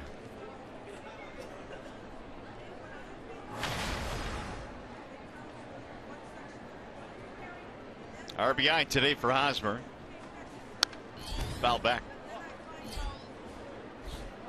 Royals are 1 hit shy now of their season high. They have 19 this afternoon.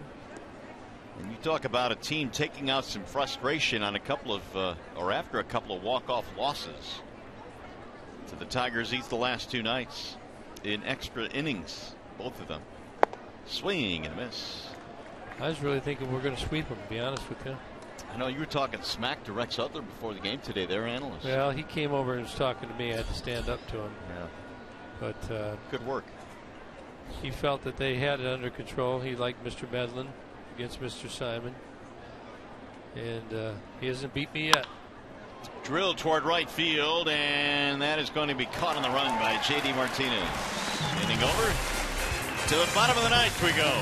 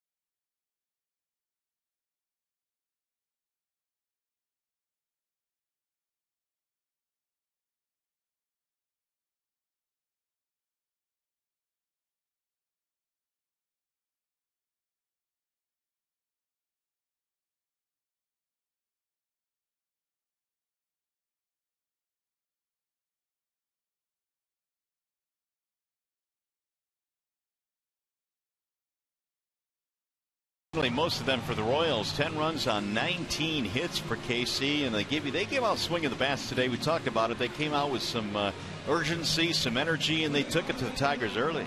They did, and you wonder if they're going to get tight because of the fact they've lost a couple games. They haven't been playing very well. They've been playing poorly lately, but everything the Tigers pitchers threw up there, good pitch, bad pitch, they've been raking them.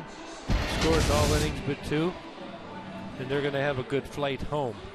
That's one of the things that you always want to do when you're on the road, have a good, happy flight. Good flight, but been a tough one for the Tigers today. Morales with 3 homers today. The last time a Royal had a 3-homer game was 1991. I mean, it doesn't seem possible, but Who did it? We got to look that up. You look it up. Danny Tartable did it. I was there. Were you really? I was in Kansas City in 91. That's what I said. I should have known. Do you remember the game? I don't. It did not make an impression on you. He had a pretty good year. I mean, he started off pretty good. Danny Tartable, there's a name from the past. Now, if it was Kirk Gibson, you would have known that. I don't think I ever did have a 3-runner. No. I had a couple, too. And a couple of big ones in the postseason. Just wanted to win. 3 balls, no strikes. Always more fun. McCann, Machado, and Gose here in the 9th inning, facing Duffy, who came on in the 6th and has thrown 3 scoreless to this point. McCann will take it in there, 3-1. Yeah, I imagine they'll leave Duffy out there for a while. They going on to his 4th inning now. This is perfect for Kansas City. Here's the 3-1 pitch, and it's in there, 3-2. McCann had his sights set on a walk. Let's say we're going to make a little history right here. What do you think? 7-run rally? How about an 8-run rally? 8-run to win it? Yeah. Wow. It's happened before.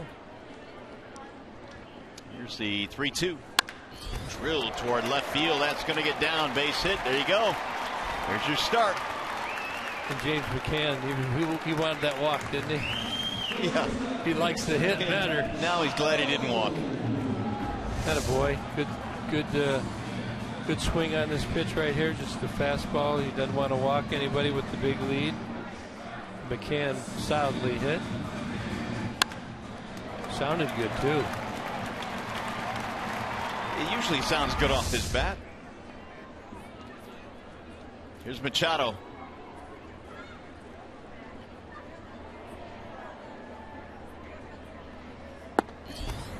Dixon looks at a strike. Duffy's still throwing hard, 95 with that last fastball. Up to 44 pitches. That'll get away from the catcher, roll to the backstop, and advance the runner. And it almost hit Machado. I thought it did hit him, but guess not. We'll take a look at it.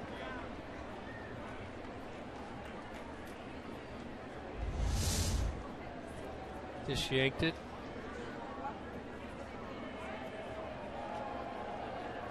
Unblockable as well. Wild pitch advances the runner.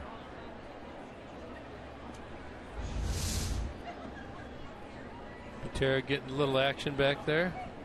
When it hits that close to the plate, and we saw one earlier that McCann got off the back of the plate. Fouled out of the glove of the catcher, Butera. 1-2 on Machado. Dixon a single and 3 at bats. I think he looks a lot more comfortable, don't you think? No question. You first come up, you're just so overwhelmed to be in the big leagues. He certainly looks like a different guy than we saw in Oakland when he first came up. Yes. Another foul back. Got the fans doing a wave. Like that energy. 32,788 the announced attendance here at Comerica Park today.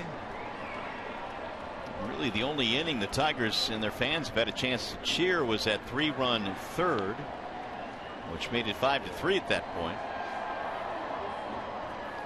And Machado takes inside again. 2 balls, 2 strikes. Tiger fans are gamers. They like the game. Come out, great support. They get frustrated like everybody else does too. They sure do. Every fan base does. Swing and a miss. So Machado is out, first out of the inning. Duffy has himself 4 strikeouts. He's going to bring up Anthony Gose.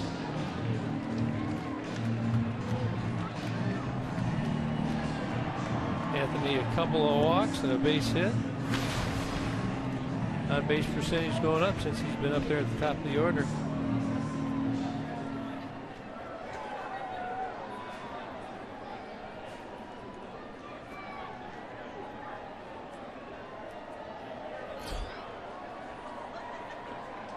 Gose walked and scored in the 3rd.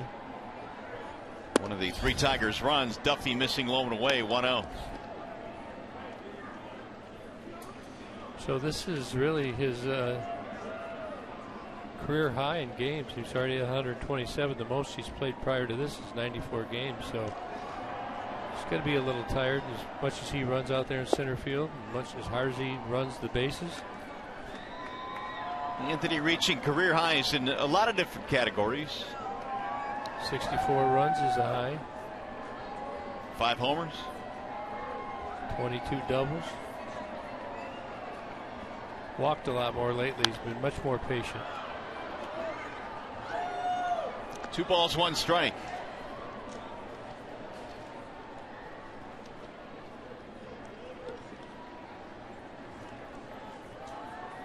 Tigers have 2 here tomorrow. The White Sox coming in for what will be a 4-game series, doubleheader tomorrow, and then games on Tuesday and Wednesday.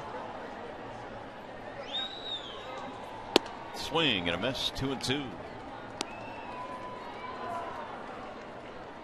So we got Randy Wolf and then Kyle Ryan pitching tomorrow. We do. Do we know what order they're in?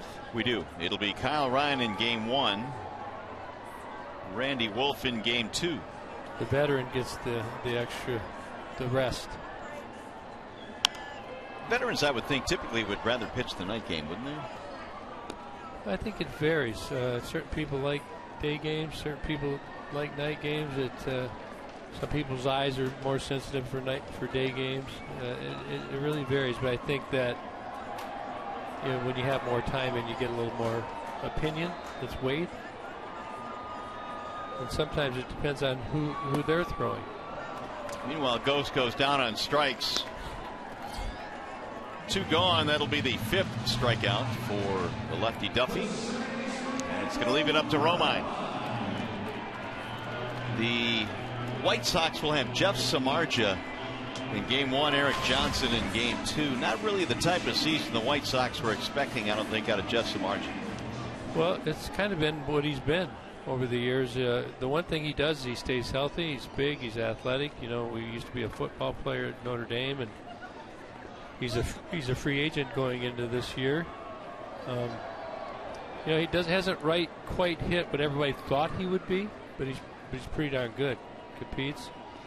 Just notice that when he gets deeper into games, he's prone to making some mistakes. Got a good splitter, good hard fastball. Like I said, a very competitive young man. A 5.27 ERA going into your free agent season. Not exactly the way you want to draw it up. Yeah, you watch. There'll be interest. You're probably right. There'll be a lot of interest in it. That is sliced down the right field line, foul. The question is, how much do his numbers this year affect how much money he'll get in free agent market? Well, I don't know that. We'll just kind of see how the season starts and what other teams' needs are. That's kind of what dictates what he's going to get. But he may have to wait a little while, and he may decide he wants to sign a 1-year deal, right? Right. Sure. He can do that and become a free agent the following year. Reprove himself. 2-2 on Romine. The final chance for the Tigers here, and 10-3 in the 9th inning. Duffy trying to finish this one off. It'll be his 60th pitch coming up. Brian Holiday has moved to the on-deck circle. He would pinch hit for Cabrera if it gets that far.